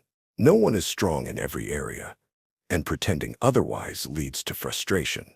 By acknowledging your limits openly, you invite collaboration. Your gaps might align perfectly with someone else's strengths, just as their limitations could be balanced by your abilities. Strong teams are built on this diversity, people contributing different pieces to form something greater together. Your awareness of what you don't do well creates space for others to step in, making the group more effective than any single individual. History is filled with examples of successful people who thrived not because they mastered everything, but because they leaned heavily into what they did best while managing the rest. Leaders delegated tasks they weren't suited for. Innovators partnered with people who covered their blind spots. Writers, artists, and entrepreneurs built networks around them that allowed their strengths to shine while their weaknesses were supported. Their success came not from eliminating every shortcoming, but from strategically designing around them. The real challenge is deciding which weaknesses deserve your effort and which should be managed differently. Some limitations can be improved through practice and learning. Perhaps a skill that holds you back is worth strengthening because it unlocks important opportunities. Other weaknesses, though, may not justify the investment.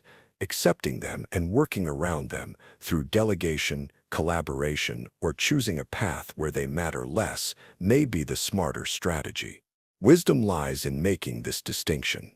Your weaknesses don't disqualify you. They inform you. They highlight where not to focus all your energy while pointing you towards strengths that can carry you further. They guide you toward partnerships that multiply effectiveness, showing you who to surround yourself with and how to build systems that support you. Seen this way, your limitations are not shameful. They're practical information. By recognizing them honestly, you gain clarity. You learn where to grow, where to lean on others, and where to double down on your strongest abilities. Weaknesses become part of the blueprint for success rather than barriers to it. They help you align with roles, opportunities, and relationships that fit you authentically. The failure to adapt frame. You often find yourself holding on to the familiar even when new options are presented. When others quickly adjust to new systems, strategies, or environments, you prefer to continue with what you already know. Familiar routines feel safe, stable, and dependable, while change feels disruptive and uncertain. People around you may interpret this as stubbornness or resistance, accusing you of being inflexible. From your perspective, though, consistency feels like strength. It means staying grounded rather than constantly chasing every new trend or untested idea. Resistance to change is not always a flaw. Often it grows out of a recognition of value in what already works. You know that not every new idea brings improvement. Sometimes innovation is more about novelty than effectiveness. By hesitating before you change course, you give yourself the chance to ask an important question. Is this new approach truly better or just different? Your carefulness can prevent you from abandoning proven methods too quickly. Consistency also allows you to achieve mastery. When you stick with an approach, you can refine it, deepen your understanding, and develop expertise that constant switching prevents. People who chase every new system often end up with surface-level knowledge in many areas, but mastery in none. By resisting unnecessary change, you give yourself the time and focus needed to become highly skilled in methods that have real, lasting value. There is wisdom in distinguishing between genuine improvement and fashionable distraction. Some changes are indeed worth resisting because they sacrifice stability for little benefit. Others, however, bring significant advantages and deserve to be embraced. The skill lies in recognizing the difference. Your natural caution may actually protect you from costly mistakes that early adopters frequently make, such as investing in unproven technologies, embracing unstable strategies, or shifting directions too soon. Your slower approach to adaptation doesn't mean you can't learn or evolve. It reflects discernment, the ability to ask, is this change aligned with my goals? Will it truly help me? Or will it complicate my life unnecessarily? This careful filtering process prevents waste and safeguards the progress you've already built. Seen from this perspective, your resistance is not failure to adapt. It is protection of value. It ensures that you don't abandon working systems just to follow the crowd. It highlights that stability can sometimes create better results than endless change. And when you do decide to adapt, your choices will be grounded, intentional, and far more sustainable than the rushed decisions of those who leap without looking. Of course, balance is essential. Too much resistance can close doors that should be opened, while too much flexibility can scatter focus. The goal is not to avoid change entirely, but to accept it selectively, embracing adjustments that bring real improvement while preserving stability where it still serves you. In this way, your tendency becomes a strength, a deliberate, thoughtful approach to adaptation rather than an automatic rejection of the new. The age frame. You sometimes feel that the number attached to you, your age, dictates what you can and cannot do. If you're young, people may dismiss you as inexperienced, treating your contributions as less valuable simply because of limited years. If you're older, you may feel overlooked in favor of younger, faster, supposedly more adaptable competitors. Age can feel like a constant reminder of what you lack, either the credibility of experience or the freedom of youth.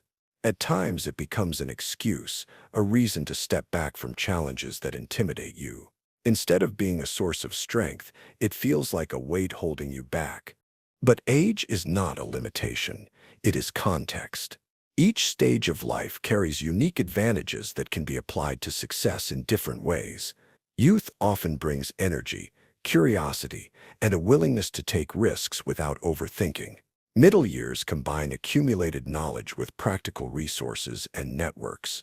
Later years provide perspective, wisdom, and resilience earned through lived experience. No single age is superior. Each unlocks distinct capabilities that make particular forms of achievement possible. Your current age is not a disqualifier. It is a qualification. It equips you with strengths that you may not have possessed before and may not possess later. If you're young, you may lack experience, but you carry fearlessness and adaptability. If you're older, you may feel less energetic, but you hold perspective, patience, and mastery that only time can provide. The very stage you're in offers tools that are unavailable at other points in life. Age-based limitations are often assumptions more than realities. Society tells stories about what people should accomplish at certain ages, but history is filled with examples of those who ignored such timelines. Young visionaries have built companies that reshaped industries. Older innovators have launched groundbreaking work well into their 60s, 70s, or beyond. Writers, leaders, artists, and scientists across centuries have achieved their greatest successes at ages society would label either too early or too late. These examples prove that age is less about restriction and more about timing. Instead of treating age as barrier, treat it as a lens. Ask what unique advantages your current stage gives you. What energy, perspective, or resources are you able to access right now that weren't available to you earlier and may not be available later? Your age positions you to contribute in ways that are uniquely possible now, even if they would have been impossible in a different season of your life. Your age is not an obstacle. It is an asset when you learn how to leverage it. Use it as a compass, guiding you toward opportunities that align with your current mix of capabilities. Let it remind you that every stage of life carries its own power. Far from disqualifying you, your age can help you find the kind of achievement that is most authentic, sustainable, and meaningful at this point in your journey. The Contrarian Frame. You often find yourself pushing back when everyone else nods in agreement.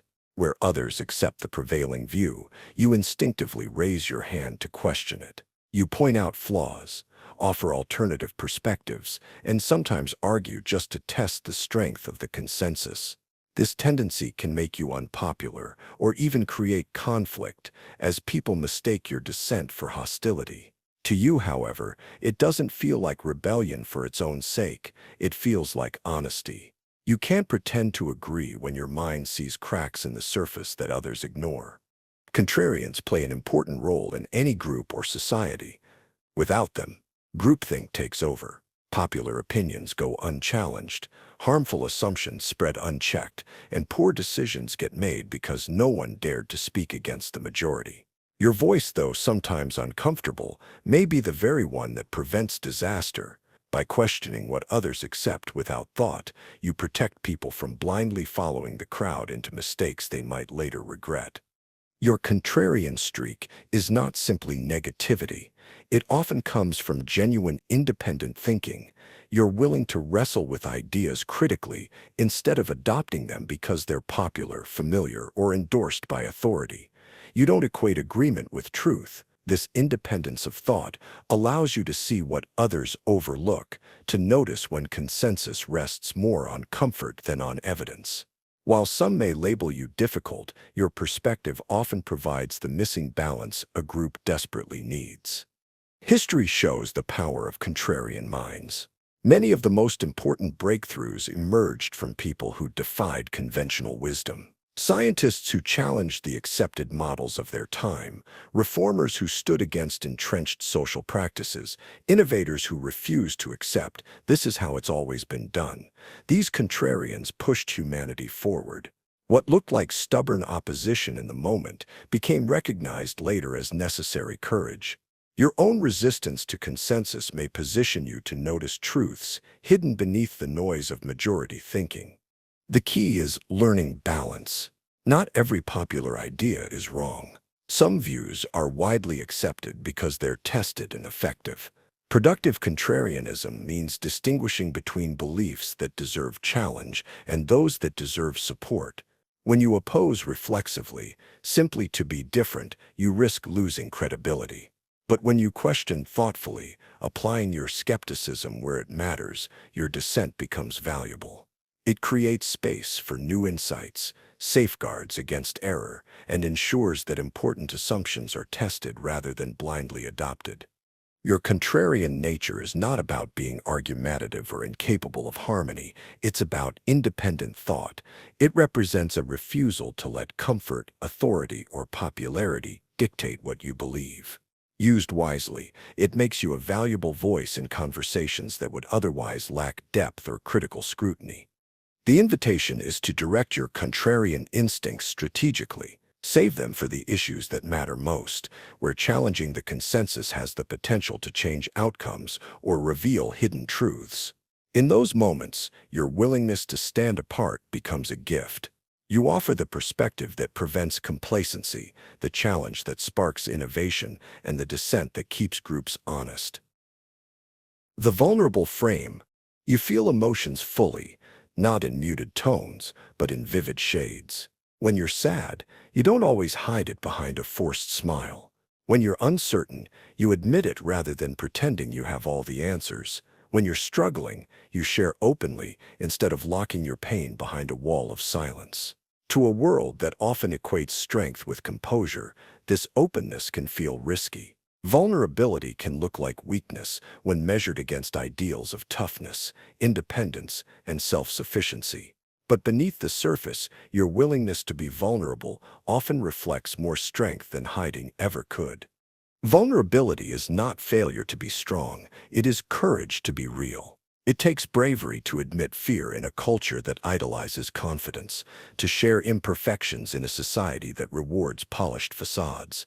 Your openness makes space for deeper, more genuine human connection than surface-level performance ever allows. Where others hide behind careful masks, your honesty signals safety. Here is someone who doesn't demand perfection, someone willing to show what life really looks like behind the curtain. People are naturally drawn to those who are vulnerable in this way. It provides relief from endless posturing and calculated self-presentation. When you show your real feelings, you invite others to lower their defenses too. Suddenly, the conversation shifts from polite exchanges to authentic connection. People remember you not for slick charm, but for the trust and intimacy that come from genuine openness. Vulnerability doesn't push people away. It pulls them closer, offering something rare in a world of strategic communication. Your vulnerability also signals strength in another way. It shows that you can hold difficult emotions without denial. Insecure people must constantly project confidence, hiding their doubts to protect fragile self-images. Truly strong people, however, can acknowledge their uncertainties because they know a single crack doesn't destroy the whole foundation. Admitting struggle demonstrates resilience, the ability to live honestly with imperfection instead of pretending to be unbreakable. Of course, not all vulnerability is equally helpful. The challenge lies in discernment. Some situations call for emotional openness, while others require restraint and boundaries. Oversharing in the wrong context can create discomfort or confusion, while thoughtful vulnerability in the right context can transform relationships. The key is not to abandon vulnerability, but to use it wisely, aligning it with your goals for connection and communication. Your vulnerable nature is not weakness, nor is it a lack of emotional maturity. It is authenticity. It is the ability to bring honesty into spaces where pretense dominates. It is what builds trust, intimacy, and understanding in relationships that otherwise would remain shallow. The world desperately needs more of this kind of authenticity. Too many conversations are filled with careful performances, with people saying what they think they should say instead of what they truly feel. Too many relationships fail because facades prevent real understanding. Your vulnerable honesty cuts through the noise. It shows others that they don't have to pretend, that life is not about flawless strength, but about shared humanity, and that simple truth can change the quality of connection in ways that constant self-protection never could. The underestimated frame. You know what it feels like to be dismissed before you've even had the chance to prove yourself. People meet you, glance quickly at your background, your appearance, or your quiet presence, and assume they already know your limits. They expect less from you than you're capable of giving. Sometimes they overlook your ideas in meetings, underestimate your skills in projects, or assume you can't handle responsibilities that you are more than ready for. Being underestimated can feel unfair, even insulting, as if people are seeing only a fraction of who you really are. Yet being underestimated can also become one of your greatest advantages when you recognize how to use it strategically. Low expectations lower the pressure. They give you room to prepare, to practice, to refine your abilities away from the spotlight. And when the moment comes to step forward, your performance doesn't just meet the bar, it exceeds it. That gap between what people expect and what you actually deliver creates a shock that leaves a lasting impression. Your strengths feel even stronger when revealed against a backdrop of doubt. This underestimated status also allows you to observe quietly. Because people don't expect much, they often don't watch you closely. You can learn, experiment, and grow without the constant scrutiny that others face. While some burn out under the weight of high expectations, you build competence in relative freedom. You prepare not for the small opportunities people assign you now, but for the larger ones that will inevitably come when your hidden strengths finally emerge. Many of the most successful people in history were underestimated at first. Their talents didn't fit conventional molds or weren't immediately visible through the metrics society values. They didn't look like the type who would succeed. But when given opportunities, they redefined what potential looked like. Often, their unconventional styles and overlooked strengths became the very reason they succeeded, because they brought something new that wasn't already recognized or expected. Being underestimated isn't a reflection of your worth, it's a reflection of others' inability to see clearly. People rely on stereotypes, first impressions, or narrow definitions of success. If you don't match those patterns, they misjudge you. That says more about their limitations than about yours. Your potential doesn't shrink because someone else fails to notice it. The advantage of being underestimated is that you can choose how to reveal your strengths. You can use the element of surprise. When others expect little, every achievement looks bigger. When they assume you'll struggle, your success becomes undeniable. That contrast creates a powerful effect, one that not only earns respect, but also sticks in memory far more than predictable performance from those already expected to excel. So don't resent being underestimated. Use it. Let others overlook you while you quietly prepare. Let them assume your ceiling is lower than it really is, and then break through it when the time is right. In the long run, their doubt can become your stage, making your eventual success not just impressive but unforgettable. The Survivor Frame. You've been through difficulties that many people around you can hardly imagine, where others encountered stable paths. You face challenges that threaten to break you, while some people worry about minor inconveniences. You've learned to carry the weight of real adversity. At times, your survival felt like nothing more than endurance, like you were merely getting through one day at a time rather than building something meaningful. To you, it may feel like survival isn't an achievement, just necessity. But survival itself is proof of strength. Those experiences forced you to develop skills and resources that many with easier lives never needed. You learned to adapt when circumstances shifted, to think creatively when resources were scarce, to remain standing when the ground beneath you felt unstable. Resilience became not a choice but a requirement. And now, those same qualities are deeply ingrained in you, forming strengths that others may lack precisely because they never had to cultivate them. Surviving adversity is more than enduring, it's training. Every challenge you overcame left behind lessons, strategies, and inner strength. You know how to handle pressure because you've lived under it.